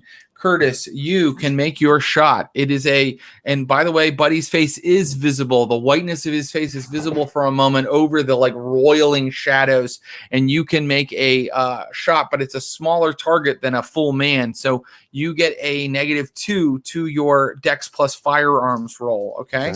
And Buddy is going to attempt to grapple with Miles, and Miles, you're going to make your called shot again, your called shot attack again. And I think that extra strength that you have is still applicable. So make the same roll you made last time.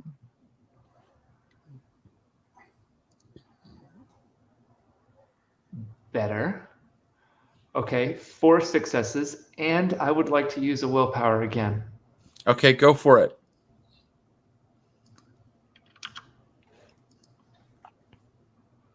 One additional success. That's 5.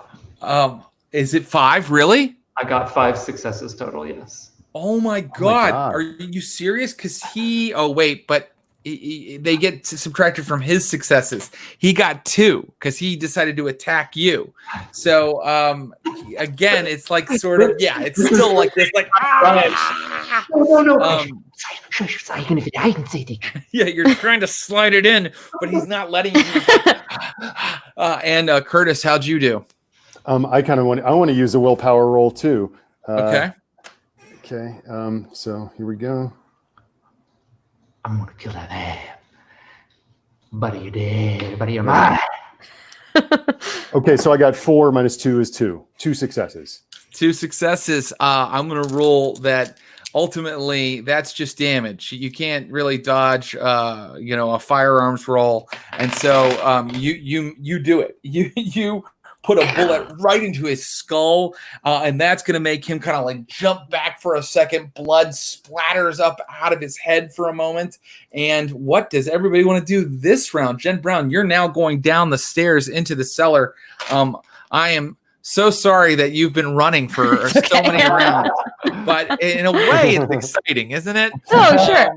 let me know if she says dialogue to herself as she's going through these various scenarios. It's mostly just Curtis, shit. Yeah, shit.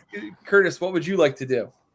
I mean, I'm loath to. I see what's happening, and I'm like, I want to shoot him again, but I also, I mean, I kind of see I want to help Miles by distracting this guy as much as possible. So I would love it if Ruby could re-enter the fray. Okay, great. So you're gonna send Ruby back in with like a thought, and hopefully, she'll do some damage or do something. And you're going to also try to shoot. I think commanding Ruby to attack, That's like a little like when she's not already when she's just been told move off, might be actually an action. You might have to. So do you want to send her in or do you want to fire? I'll send her in. Okay, you're sending Ruby back in. Miles, what do you want to do this turn? Keep pushing. With all my might. We're gonna keep pushing with all your might. Okay, Miles. Because of Curtis's like 2 successes shooting him in the head, I think that our friend Buddy is distracted for a moment. So I want you to add 2 dice to your roll this time, and go ahead and make your roll. Happily. Get fucking big. Okay, hold on. That's 5 successes. I'm going to use another willpower. Hold on. I got willpower for days, baby. And that's additional 2. That's 7 successes. Woo! Okay.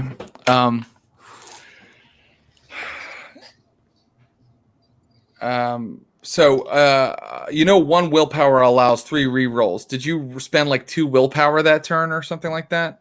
No, you said it was 1 willpower. You can roll 3 failed dice. You got it. Okay, so just making sure you understood and you weren't wasting your willpower. Okay, great. I just want to return though. This time I think the dog starts back down. The vampire is like trying to heal his head wound. He sees this dog coming at him, and then Miles is on top of him, and he rolls all of those successes, and he puts the stake all the way in to Buddy's body, and suddenly Buddy goes taut, and the shadows start to melt away. Yes. And soon the flashlight beam like suddenly hits the wall again, because you're like at the top of the stairs, Curtis, and suddenly the body of Buddy is kind of slumped, unmoving in the Ruby's corner. just like on his limbs. He looks like a young man of the 1940s with a conservative haircut. Does Jen Brown come in now? Yes, she sure does. What happened? Sure does. You guys okay? I kind of look up from the I rise up from the little hole in the floor. I'm like, bring the car around. I think we got a package to deliver. We made a new friend. Should we say a buddy? Are we stopping there or are we continuing? Are we wrapping this up? That seemed like a really good ending line, so I don't want to. It's okay. Well, Curtis Look, Jen Brown, I'll do the endings around sorry. here, and that's where we'll end it today. You're absolutely right. You guys move back in. You found Buddy hiding in his crawl space, and you have managed to stake him. I didn't think it would be possible, but it was. So congratulations to our coterie of vampires. Wow. They have completed their first mission. There's so many more adventures in store for all 3 of them. There are many more leads, and the Anarch question still has not been answered. So we will continue with these guys very soon. But for now, I want to thank them for their incredible work in these 10 episodes. Ross Bryant, Thomas Middleditch, Ashley Burch, thank you for sucking so hard. Get pink for life. Get pink lifestyle. Hashtag get pink, everybody. Right to the brim. I will bid adieu to my players. I will bid adieu to my players, and I will spend a little time with my friends the commenters. So thank you again, players, and we'll see you soon. Bye. All right, players, that was episode 10 of Vampire the Masquerade, Vampires of Pittsburgh. Let me know if you have any questions or comments. We will be back next Wednesday. Oh, thank you, Clancy. I will say that if you're kind of like, wait, that's it? That was the final battle? Is there more? There's so much more. So many things that were left unsaid, unseen, and we have so many more secrets to reveal in the city of secrets, Pittsburgh, Pennsylvania. Do they level up next time? I don't know, because the way that ended is interesting. I really do think it's time to move on to a new storyline, and if that's true, they do level up, but I have to think about it. As the storyteller, I have to think about it. Definitely leveling up is happening very soon. They've earned a pile of experience points, I can tell you that. The girl that they pulled out of the basement, yeah, she's not going to die. I mean, Miles saved her, right? I do want to remind anybody that's watching, I appreciate you going on this dark and dangerous journey with all of us. The front page of Vampire the Masquerade does say that it's a game with mature themes. So sometimes, there's going to be prisoners, people that got their throats ripped out, scary, gross, violent things like that. But I do have a line, and if anybody wants to ask me what those lines are, I'm happy to share them. But I hope you feel you're in safe hands. But I am an open book. Ask me any questions about that kind of thing that you would like. Is it the same characters going forward? It is. We love our cast. And as long as we can keep playing with these three, Vampires of Pittsburgh will remain a story about Jen Brown, Miles Vanderbuck, and Curtis Krieger. Not positive it will always be like that, but for the time being, it absolutely is. Right, the recap. So our Vamps were in Elysium, where Adelaide Ross had used the Spirit's touch on the photo that Miles gave her, and it gave her information about Buddy and Jake Costa, and it made her realize that there were things that the fledglings, our coterie, our main characters, had not told her and the rest of the Primogen. She ordered them searched. She ordered them interrogated. Jen Brown managed to take the cell phone that she had managed to take footage of the garage on and give it to Miss Sonia. Miss Sonia got that phone. And the other things that were found were, the stakes that the detective had given Jen Brown, various other items. Basically, it all added up to the fact that our coterie had been dominated, had been mesmerized, and had forgotten a lot of what had happened to them. And this kind of, according to Churchill Jackson, the sheriff of Pittsburgh, made them lose face with everybody. It was not looking great for them. But they were given one final chance. After the police had raided the garage in a daring midday raid, the coterie was allowed to go back and kind of check to see if they could find anything else. They interrogated Jake Costa first, who had been captured by the daytime servants of the Camarilla, and they found out a bit of the backstory of the garage and Jake Costa's relationship with Buddy, the leader of that coterie. And then they headed out to the garage, where they somewhat shrewdly realized that maybe they were being used as bait to bring Buddy out of the hiding, because Buddy was one of the vampires that had not been captured during that daytime raid. Jen Brown found a lot of security footage that told more of the story of the garage coterie and what they were up to. But ultimately, it was Curtis and Miles who, looking inside the coffins of Buddy, Buddy actually sleeps in a coffin. He's old school. They found a keypad. They realized what the code was. They opened a a cell in the floor where they were keeping, a prisoner that they maybe were training to be one of their blood dolls, or perhaps they were just using her as like a emergency snack. And Curtis, Ruby the pit bull, and Miles descended. And I mean, look, I really didn't think it was going to go as well for them as it did. I did not believe that Miles was going to get that stake in Buddy's heart. It seemed pretty impossible, but they kept playing smart and giving themselves advantages and re-rolling those dice that they had missed with willpower. Miles was working with that almost no hunger, so he could keep using all of his will to bring this home. And they have staked Buddy, the leader of that coterie. What will happen next? The next session could start minutes later, or it might start 2 months later. I'm going to decide this week.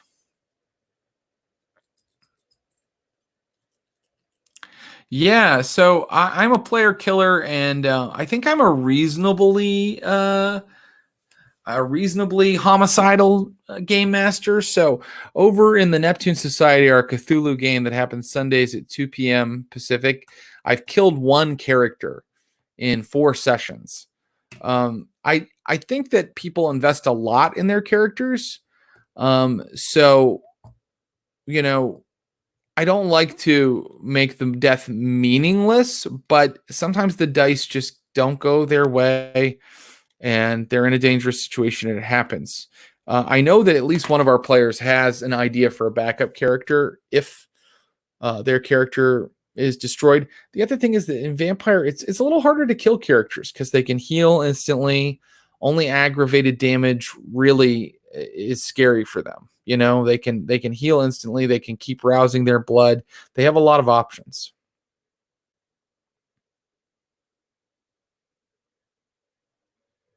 That's a great question. And actually, I don't feel like I did, because there are things that the players watching, there are things that the players don't realize about Buddy. And what has just happened. And so, no, I don't feel that I did. I feel that it was exciting, and they earned finding him, which I wasn't sure that they were going to. Buddy had goals and plans that he would have carried out. I mean, they could have gone in another room. They could have, a lot of different things could have happened there. They descended into the belly of the beast immediately and found what was waiting there, and played smart in how they fought it. But there's still some things they don't realize. Okay. I think that's enough for now. So let's say goodnight. Guys, I really appreciate you following the show. I promise there's so much more in store. So please come back and see us again, 6 p.m. Pacific next week. And let's find out what happened to Buddy after the players staked him. Okay. See you all. Follow the Facebook group and the Twitter account, Stream of Blood. And until next time, #GetPink.